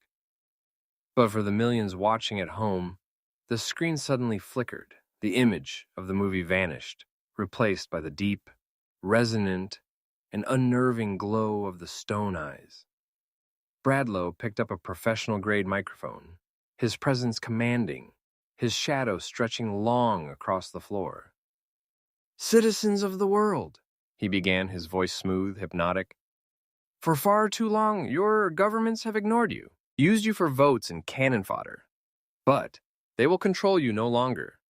The Mars Society will lead you into a new, more prosperous life. A life where you can follow your passions. A new world where there is but one government. The world will be one sovereign nation. All you have to do is keep looking." He leaned closer, his face filling the frame, his eyes locking with the cameras. "I am Mr. Bradlow. I will be your new leader. I am strict, but I am fair. Follow me. Let me lead you into a brighter tomorrow." V looked at the monitor, then at Bradlow. The horror of what was happening, the realization that the signal wasn't just a broadcast, but a tether, hit him with the force of a physical blow. He moved to fire, but Bradlow's guard, recovering from the psychic blast Dash had dealt him, lunged, tackling V into the main terminal. "Dash!" Ghost shouted over the chaos. "The power! You have to cut the power to the entire wing!" The room fell into a heavy, suffocating silence. Bradlow's smile widened, radiating a twisted pride. He believed he had finally shattered V's gentleman training and unleashed a true, unrestrained id. He gestured grandly to the microphone, inviting Dash to share in his vision. "People of the world," Dash began, his voice projecting a strange, calm authority. "As your new vice-chancellor of the world, I have a few demands of my own." V, Ghost, and Cat stood frozen, their weapons half raised, faces pale with horror. They had no idea if Dash had finally snapped, or if this was the most dangerous gamble of his life. "First of all," Dash continued, his eyes locked onto the camera lens, "you must make booze free for me, anywhere I go. Secondly, every woman of the world should be available at my request. I don't care if she is your wife, your mother, or your sister. Thirdly, you must bow to me. Never look me in the eyes. You must greet me as Mr. Sweetass. Fourthly, you must think for yourselves. Do not listen to the ravings of ego-driven madmen. Turn off your televisions. Go outside, spend time with your loved ones, read a book." Bradlow's triumphant expression curdled instantly into a mask of pure, unadulterated rage. He lunged toward the console, his voice shaking. "What the fuck do you think you are doing?" Dash didn't flinch. He leaned into the microphone, his tone mock-scandalized. "Hey, you can't use that kind of language on the air, you old, bloated, miserable son of a bitch." The tension in the room snapped. With a primal roar, Dash hefted the stone head of Pazuzu, the relic of a god, and swung it with every ounce of his remaining strength into the heart of the main transmitter rack. Crunch! The sound of shattering glass and shearing metal was deafening. Sparks erupted in a blinding shower of blue and white, dancing across the room like fireflies. The main board groaned, its internal circuits shorting out in a series of violent pops. The lights in the broadcast chamber flickered and died, plunging them into the harsh, strobe light rhythm of the remaining emergency power. The distraction was total. The guard grappling with V stumbled as the floor beneath them began to surge with electrical feedback. V didn't waste the second. He broke the hold, reversed his grip on his pistol, and delivered a punishing strike to the guard's temple. Ghost and Cat were moving in sync, their tactical training overriding their shock. They swarmed the room, securing the perimeter and cutting off Bradlow's escape route. The broadcast screen, previously glowing with the red gaze of the idol, sputtered, hissed, and finally went black. The revolution died in its crib, replaced by the crackling static of a broken signal. Bradlow stood amid the ruin of his masterpiece, his face ghostly pale in the strobe light flashes, staring at the shattered remains of the transmitter. He looked less like a leader of men and more like a man who had just seen his own funeral. The air in the room was thick with the smell of scorched ozone and burnt plastic. The emergency strobes bathed the broken console in jagged intervals of light, making everyone look like figures in a stuttering film reel. Ghost stepped forward, his boots crunching on the glass shards of the ruined transmitter. His face was a map of old scars and new exhaustion. He stopped just feet from Bradlow, his voice heavy with the weight of decades. "You were one of the best," Ghost said, his tone devoid of tactical aggression, filled only with the hollowness of a funeral dirge. "You once believed in the beliefs of Shadow. Hell, you helped create Shadow. We were there to protect the world from evil, not become that evil." Bradlow let out a dry, rasping laugh that sounded like paper tearing. He smoothed the lapels of his tailored suit, refusing to let the destruction of his machine break his composure. They didn't deserve our protection, Reginald. Cut the shit, Bradlow snapped, his eyes flashing with sudden, cold clarity. They are sheep, sitting in their homes, waiting to be told what to think, what to feel, what to believe, what to be upset about, which soap to buy. They aren't humans, they're an audience, and I'm simply providing the show. V stepped up beside Ghost, his pistol hanging loosely at his side, his posture reflecting the betrayal of a man who had built his identity on the foundation of Bradlow's integrity. I believed in you, V said, his voice quiet but sharp. I believed in the ways of the gentleman operative. You were the one who suggested I start my own agency in the States, using the methods taught to me by you and Ghost. I built District 9 on your word. I thought we were the shepherds.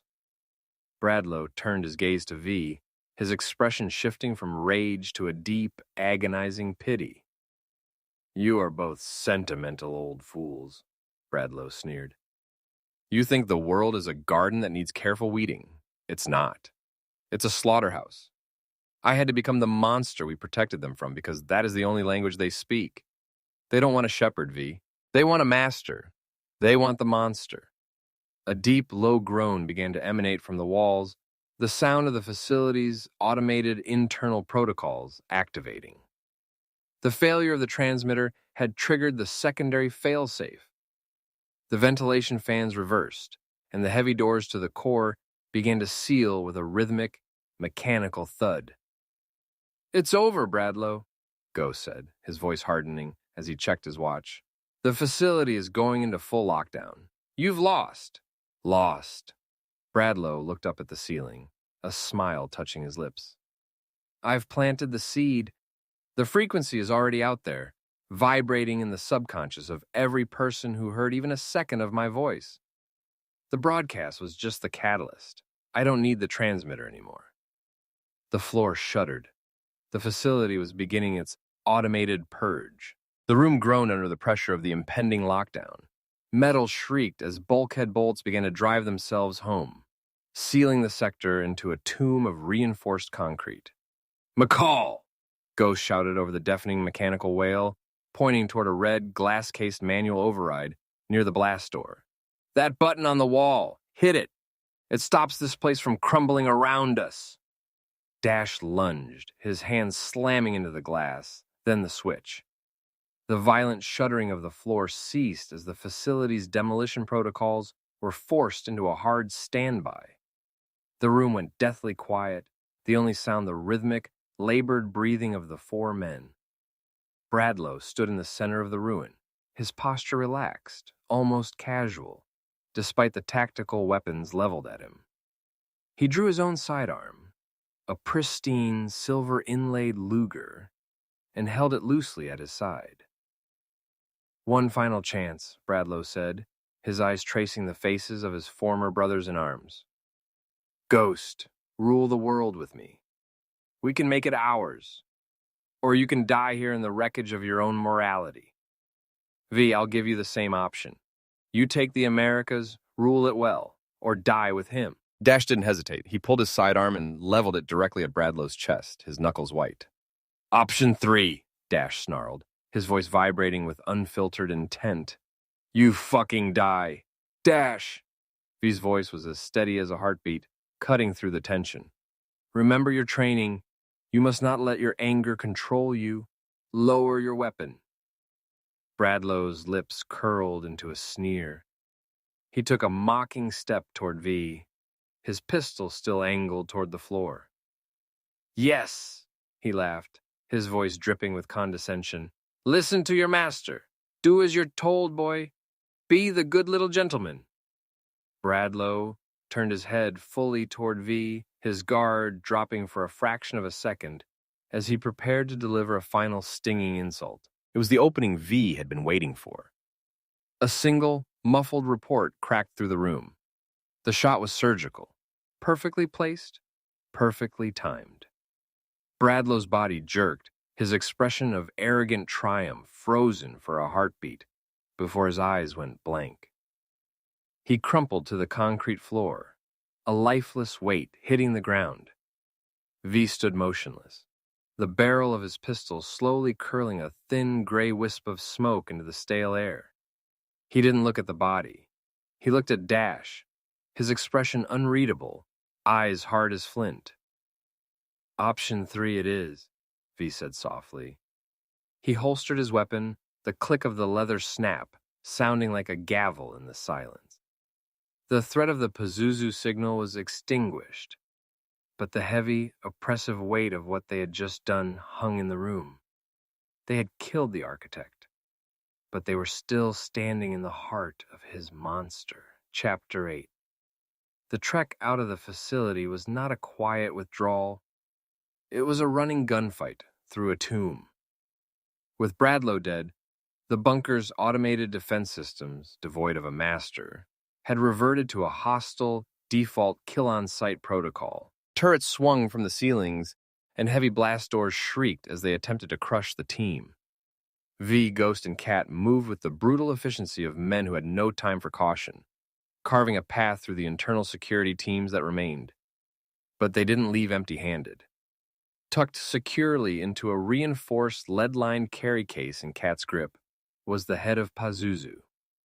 It was a trophy of war, a dangerous artifact they couldn't risk leaving to the fires, or to anyone else who might come scavenging through the ruins. When they finally burst out into the cool, damp air of the pine woods, the silence of the forest felt jarring. The bunker sat before them, a brutalist slab of concrete half buried in the earth. Ghost didn't pause to catch his breath. He stared at the monolith with a grim, final gaze. This place needs to come down. Everything inside, and the archives, the machines, it all needs to be erased. It cannot be allowed to exist. They found Gizmo waiting by their transport, his face smeared with soot, still holding the jammer. V turned to Dash, a rare, faint smile touching his lips. "It's time to do what you do best." Dash's eyes lit up, the tension of the last few hours evaporating into pure, unadulterated adrenaline. "You mean I get to destroy it?" he asked, sounding like a schoolboy promised a fireworks display. "Yes," V replied, gesturing to the bunker. "Bring it down." Dash whirled on Gizmo. "Do you have anything on you that goes boom?" Gizmo looked at him, his eyebrows arching in genuine indignation. "Do you even know me, kid? We can send this motherfucker into space." The team moved with practiced, lethal speed. Dash, Cat, and Gizmo worked in tandem, sprinting back into the facility's lower maintenance tunnels to place the charges. They didn't just place them for structural failure. They rigged them for maximum thermal output, daisy-chaining the explosives to turn the bunker into a self-contained furnace. They scrambled out, lungs burning, and dived into the vehicle. Ghost floored it, the tires spinning on the wet forest floor before catching and launching them down the narrow access road. From the back seat, Gizmo leaned forward, his face a mask of manic delight as he watched the timer on his wrist-mounted detonator. He looked up at Ghost, who was wrestling the wheel to keep them on the path. "You might want to speed up, Ghost," Gizmo yelled over the roar of the engine. "Those charges have a 2-minute delay. If you are not out of the blast radius, we will all be melted like ice cream on a July sidewalk." Cat gripped the handle above her door, glancing back at the receding bunker. "What the hell did you put in those charges, Gizmo?" Gizmo grinned, showing teeth stained with oil and excitement. "A little something I've been working on in the lab. Think of it as a localized sun." The vehicle hit a jump, the suspension groaning as they flew through the air, putting distance between them and the target. Ahead, the road snaked into the safety of the valley. Behind them, the bunker stood silent for one final, heartbeat-skipping second, before the earth itself seemed to rise up to meet the sky. The world didn't just explode, it evaporated. A white, hot pillar of ionized air punched through the forest canopy, instantly vaporizing the trees surrounding the bunker. The sound wasn't a crack, but a sustained tectonic roar that seemed to vibrate the very marrow in their bones. Even at distance, the thermal wave hit them like a physical blow. The air inside the speeding vehicle, despite the windows being rolled up, turned instantly into a stifling, dry furnace. Dash felt the skin on his arms prickle, the heat pressing against the glass like a living thing. A sudden, agonizing walk through the heart of hell. Ghost gritted his teeth, his knuckles turning white as he wrestled with the fishtailing car, pushing the engine until it screamed. Then, the pressure inverted. The vacuum created by the massive ignition pulled at their vehicle, dragging it back toward the pyre, before the shockwave finally hammered into their chassis, rattling their teeth. Rubble, ash, and charred pine needles rained down on the roof for a full minute as they skidded to a halt on a high ridge overlooking the basin. They sat in silence, the engine ticking as it cooled. The forest below was gone, replaced by a scorched, smoking crater of fused glass and twisted rebar. A plume of bruised black smoke spiraled up into the afternoon sky, blocking out the sun. Ghost finally killed the engine. The silence that followed was heavy, broken only by the settling of the ruins and the rhythmic thump of Dash's heart against his ribs. Dash reached into the back and pulled the heavy, lead-lined case into his lap. He popped the latches. The Head of Pazuzu sat inside, seemingly untouched by the cataclysm, its carved features serene and mocking in the dim light of the cabin. "What do we do with this ugly little statue?" Dash asked, his voice sounding small against the backdrop of the destruction. V leaned forward, his tired eyes fixed on the stone face. He reached out and snapped the lid shut, sealing away the red glow that always seemed to linger in the corners of his vision. "It goes back to the museum," V said, his voice weary but resolute. "Only, it is never to see the light of day again. It goes straight into their deepest underground vault, sealed behind 3 feet of reinforced steel, locked with a triple-time mechanical tumblers, and requiring the physical presence of both the head curator and the facility's chief of security to open. It will be buried where no one, not even the staff, will ever know it exists." Dash looked back at the smoldering crater, then at the case. He felt the weight of it, the weight of everything they had done and everything they were still left to do. "And Bradlow?" Dash asked. "What he said about the seed being planted?" Ghost started the engine again, turning the vehicle toward the horizon. "We do what we've always done," he said. "We go back into the shadows. We keep our eyes open. If his seed is out there, we find it. We pull it up by the roots, and we make sure it never finds soil again." The vehicle rattled as it rolled over the uneven terrain, leaving the smoking basin of the bunker far behind. The air inside the car felt cleaner, though the lingering scent of ozone and singed plastic clung to their clothes. Dash sat in the back, the lead-lined case resting heavily on his knees. He looked at the sealed lid, then up at V and Ghost.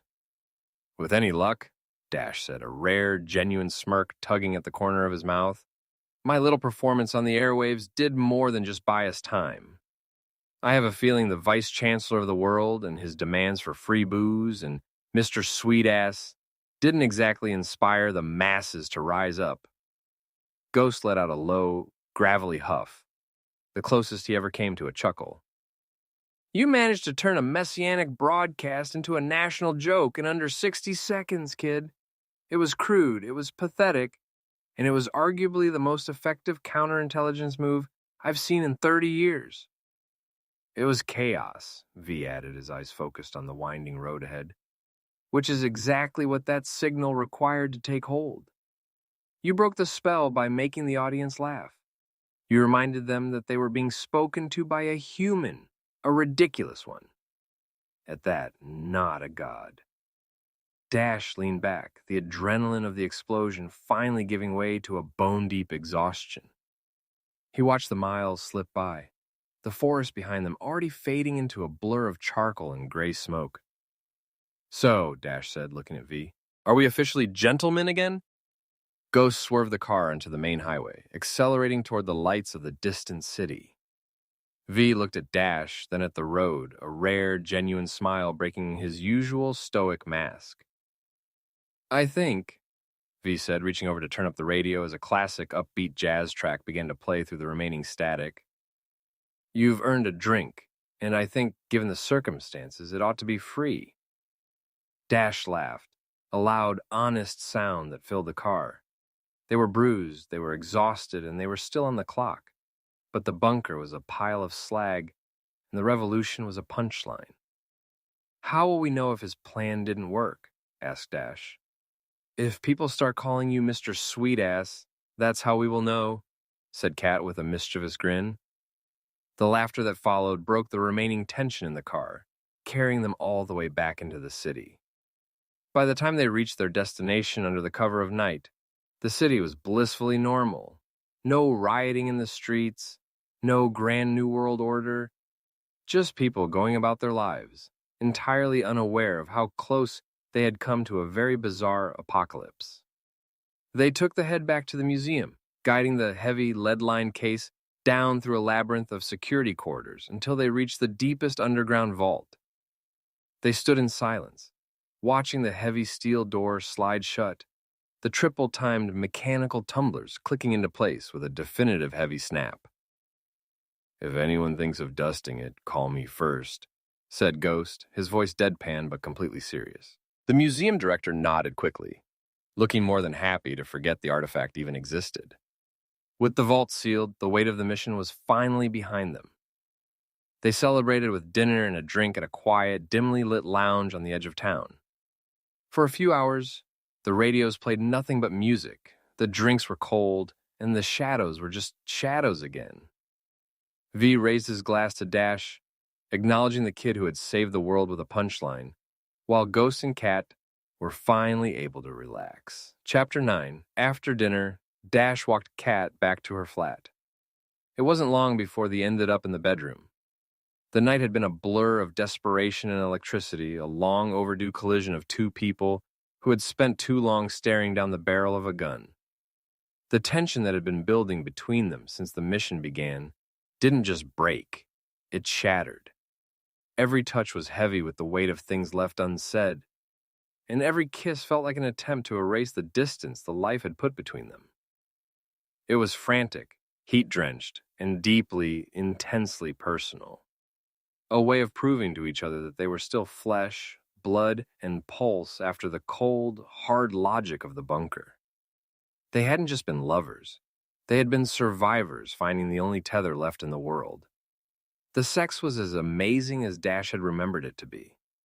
But when Kat rolled over in the gray light of dawn, the space beside her was empty. The silence of the flat felt heavy, suffocating. The residual heat of the night before vanished as the reality of her solitude sank in. She felt the phantom sensation of being left behind, a jagged echo of a past heartbreak that she thought they had buried months ago. She pulled the duvet up, but it only smelled of him, which made the ache in her chest worse. Her breath hitched, then shuddered, and within seconds she was sitting on the edge of the mattress, shoulders shaking, tears tracking hot and fast down her face. She wasn't a girl who cried, but she was a woman who had been gutted by Dash before. The pattern seemed to be repeating, and the realization was a knife to the gut. He did it again, she thought, the words echoing in the quiet room. He just walked away when the sun came up. Then, the click of the front door lock pulled her from the spiral. She didn't think, she moved. She was out of the bed and across the room in a blur of motion, her hand finding the cold grip of her pistol under the pillow. She planted her feet, aiming down the hallway as the door swung open. Dash stepped inside, balancing a brown paper bag of groceries in the crook of one arm and a glass bottle of milk in his hand. He looked tired, but he was wearing a faint, satisfied smile, a look of domestic ease that didn't belong in their line of work. Crack! The sound was sharp, sudden, and final. The milk bottle in Dash's hand vanished, replaced by a spray of white liquid and jagged glass shards that showered the entryway. Dash froze, his eyes wide, looking at the dripping mess in his hand, then up the hallway. Kat stood there, entirely nude, her hair disheveled, her eyes wild and red-rimmed, her pistol leveled squarely at his chest with a marksman's precision. "What the fuck was that about?" Dash shouted, dropping the ruined bag as groceries tumbled across the floor. "You son of a bitch!" Kat screamed, her voice cracking with the force of her relief and her rage. Hot tears continued to carve paths through her mascara. I thought you ran out on me again. Dash stood motionless, blinking as the milk dripped off his knuckles. He looked at the shattered glass, then back at her, his expression shifting from shock to a slow, bewildered realization. I wanted to cook you breakfast, Dash said, his voice flat. Do you not like milk? I wasn't aiming for the fucking milk, Dash. Kat lunged forward, the pistol still trembling in her hand as she pointed it at his heart. I was aiming at you. You are just lucky I'm still waking up and my aim is shaky.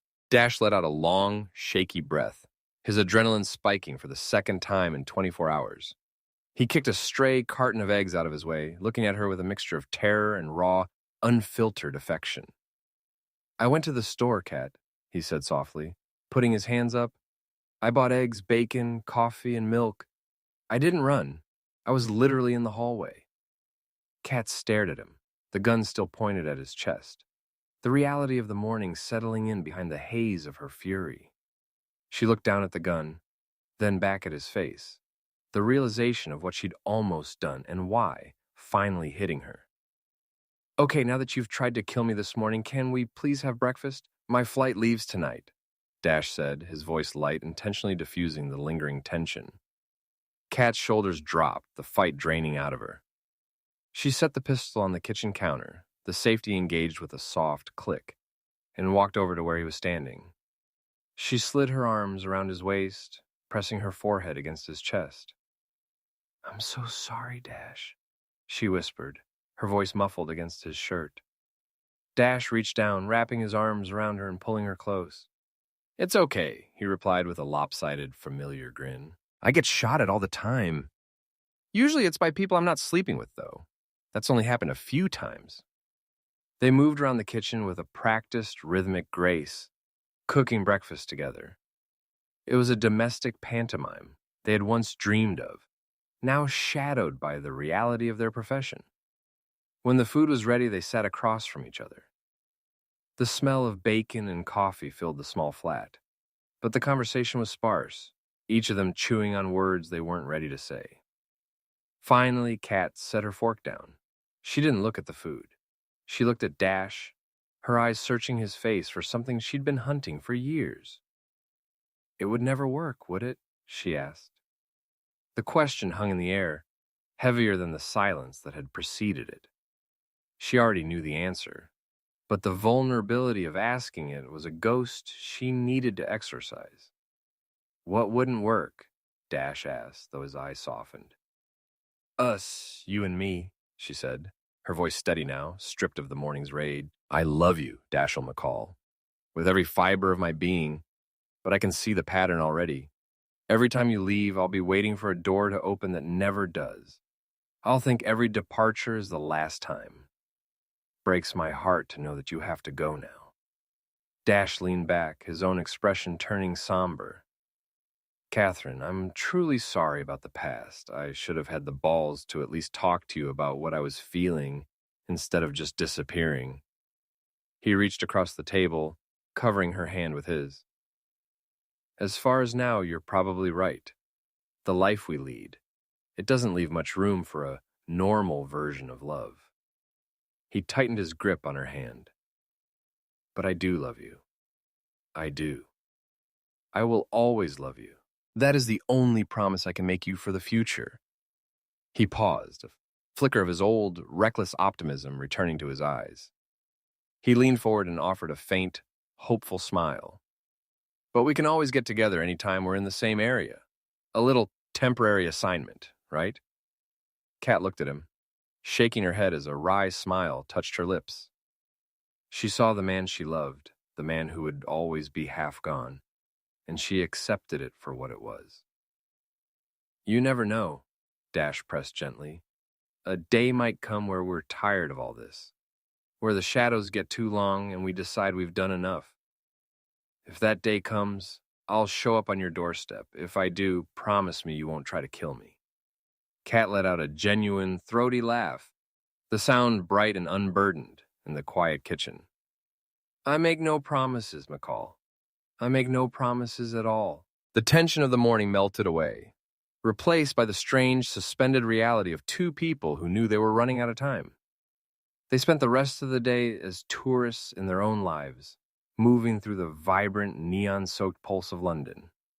Kat led the way, trading her sidearm for a light trench coat and a sharp mini-skirt that drew eyes wherever she went.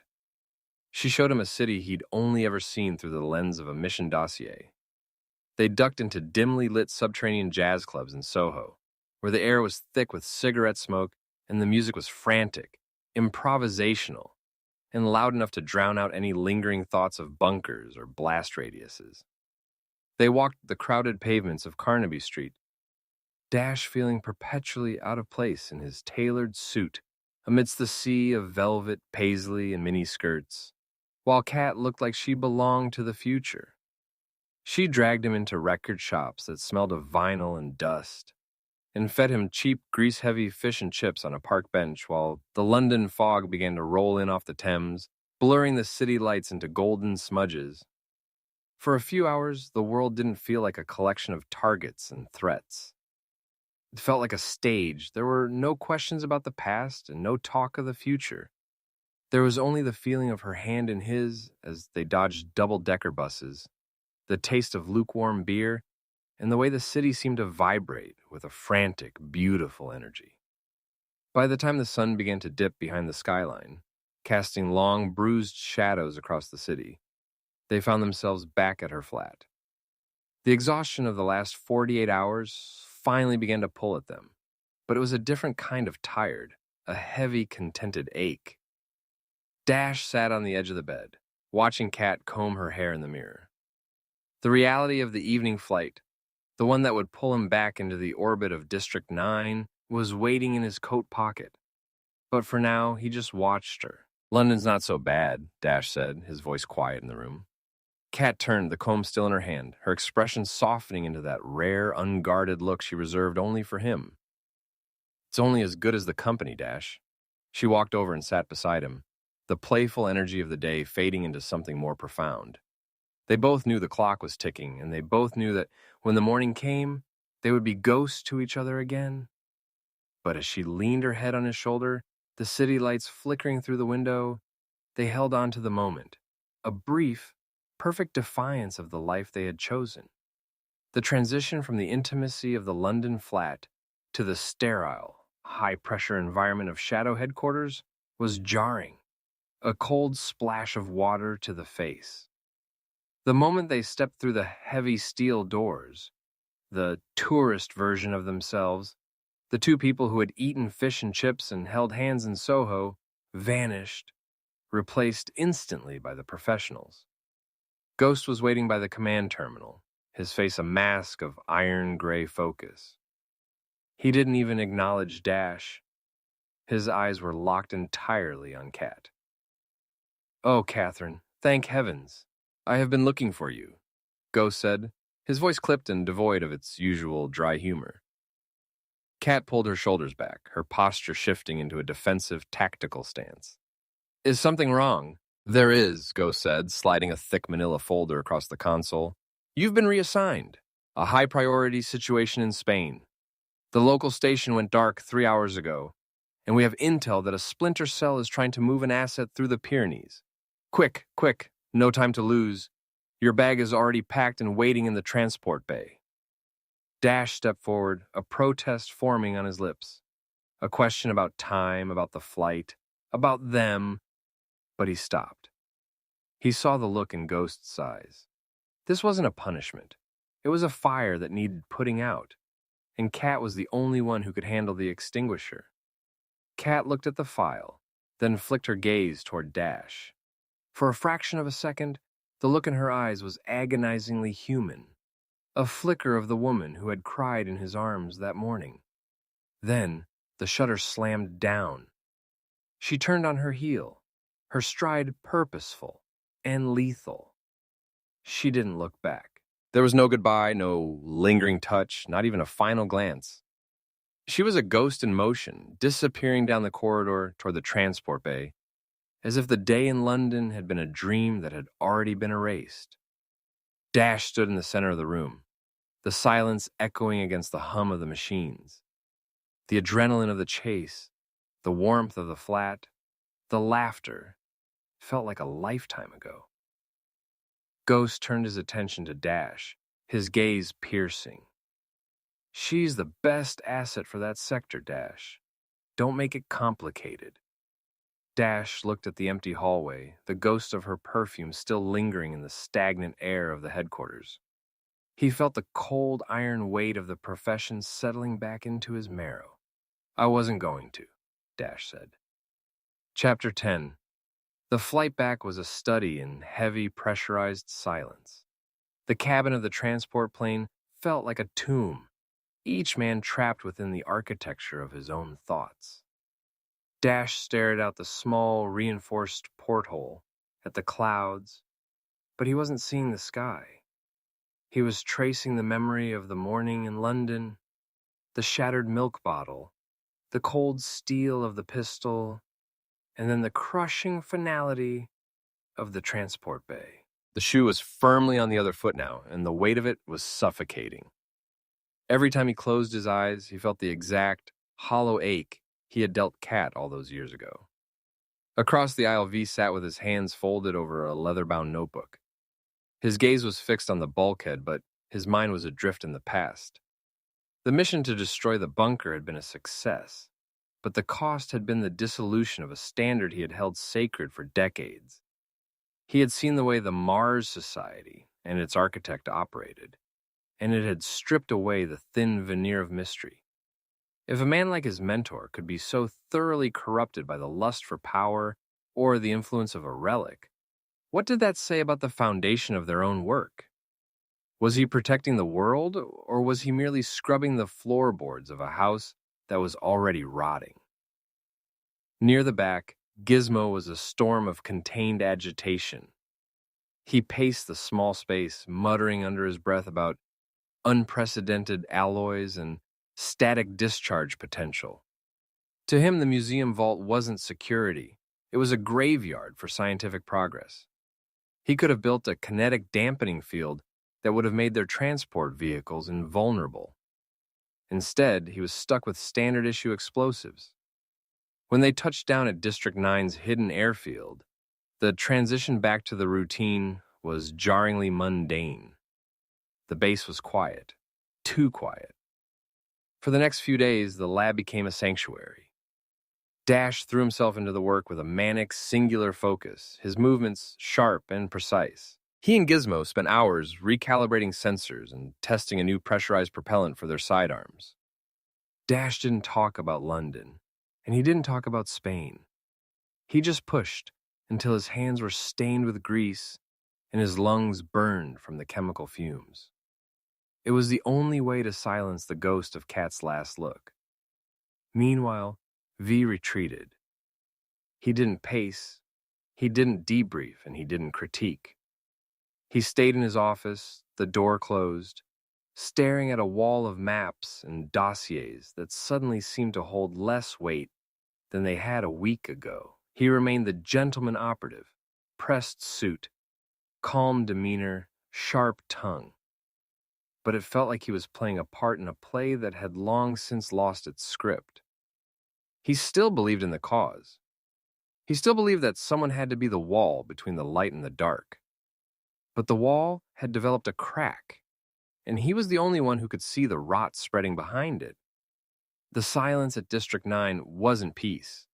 It was the sound of a spring being wound tighter and tighter, waiting for the moment it would finally snap. The laboratory, usually a hive of manic activity, had been strangely stifling for 3 days. Dash was currently hunched over a workbench, stripping down a prototype sidearm, while Gizmo sat nearby, obsessively polishing a set of modified remote triggers. The silence was finally broken by the heavy thud of the lab door swinging open. V stepped in, his posture rigid and his expression unreadable. He held a thick manila envelope, the seal unbroken.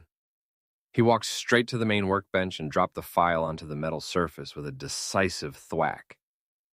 Dash looked up, his brow furrowed as he leaned back.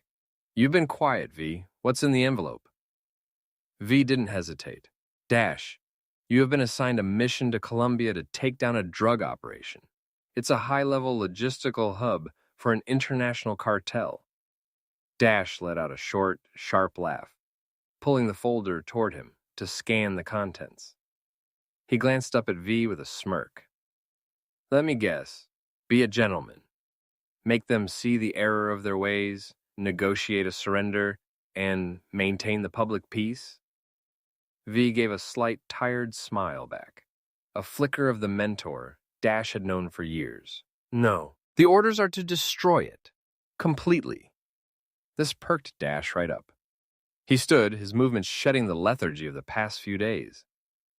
The prospect of raw, unmitigated destruction felt like the only thing that could clear his head. Finally, a real objective. I'll start packing. Giz, do you have any toys that might help me on this gentlemanly venture? Gizmo, who had been listening with rapt, wide-eyed attention, let out a cackle. Indeed I do, good sir. I've been waiting for a reason to field test the thermal lances. V nodded, his eyes scanning the room one last time, ensuring his team was locked in. All right, you two, time to get to work. He turned to leave, but stopped at the door. He glanced back at Gizmo, his face hardening into that familiar, authoritative mask. Make sure Mr. Sweetass has all the munitions he needs. I'm on it, V, Gizmo replied, his hands already flying toward a crate of specialized charges. Dash watched V walk away, the smirk fading into a look of renewed, lethal focus. He wasn't just a man going to Colombia. He was a man going to war. And for the first time in days, the shadow of London didn't feel quite so heavy. The jungle in the valley beneath the ridge had been reduced to a jagged, smoking scar. The processing facility hadn't just burned. It had detonated with a series of secondary explosions that turned the night sky into a canvas of bruised purples and blinding volcanic oranges. The heat radiating off the inferno was intense, even from their vantage point. And the roar of the fire was a constant, tectonic thrum against the humid night air. Dash stood at the edge of the clearing, his tactical gear dusted with ash, and his breathing steady for the first time in weeks.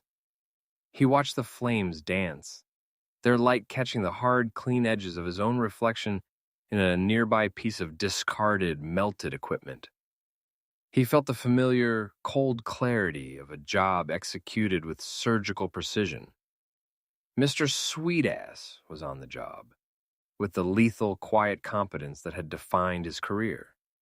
The chaotic, agonizing uncertainty that had plagued him since London. The tears, the gun, the silent, empty beds had been cauterized by the simple, brutal act of destruction. He was a weapon again, and for the moment, that was exactly who he needed to be. Gizmo clapped a hand onto Dash's shoulder, his face smeared with soot, his eyes bright with the reflected glow of the blaze. That was textbook, kid.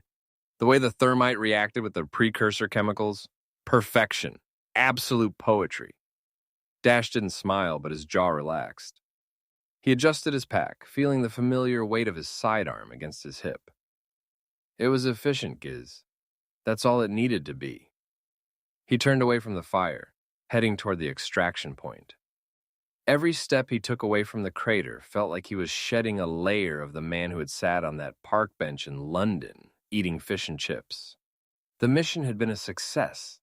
The cartel's network was in shambles, and the adrenaline was finally beginning to ebb, leaving behind a cold, solid peace. He was Dash McCall again. He was in control.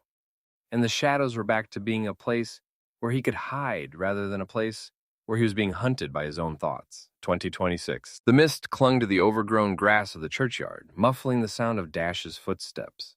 Each strike of his cane against the uneven earth was a slow, deliberate rhythm, a testament to a body that had survived a dozen wars but was finally bowing to time. He was 84, his frame thin beneath a heavy wool coat, his hair a shock of white that caught the pale late afternoon light. The world he once knew was gone. District 9, that hive of frantic genius and lethal intent, had been disbanded and buried in the history books decades ago. He had been long retired, trading the sterile, high-tension corridors of the organization for the quiet, solitary life of a man living on memories. He navigated the rows of weathered granite markers of the old churchyard with the familiarity of a man who had made this pilgrimage many times. When he finally stopped, he leaned heavily on his cane, his knuckles knobby and trembling slightly. He stood there for a long time, the only sound the distant tolling of the village church bell and the soft, ragged rasp of his own breath. "Hello, dear," he murmured, his voice cracked and thin, yet carrying that same unmistakable, gentlemanly cadence. "I thought I would come out to see you." He sighed, his eyes clouding as he looked down at the engraved name. "I miss you terribly. The house does not feel the same. It's too quiet." It's never been this quiet. He stood straighter, finding a flicker of the old steel in his posture. "But I kept my promise. I told you that I would love you forever, and I have. Until the day that I can join you, I'll continue keeping that promise. I have to go now, but I will be back in a day or two." A gust of wind shivered through the old oaks, scattering dead leaves across the grass. Dash nodded to himself, as if answering a question only the two of them could hear. He turned, the movement laborious and stiff.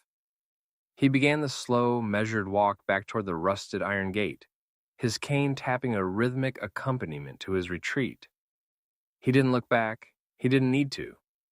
He walked with the steady, solitary grace of a man who had long ago traded the chaos of the shadows for the quiet, unwavering certainty of his own devotion. He paused once before stepping out of the graveyard, casting a final glance back at the marker he had left behind, the stone reading, Catherine McCall.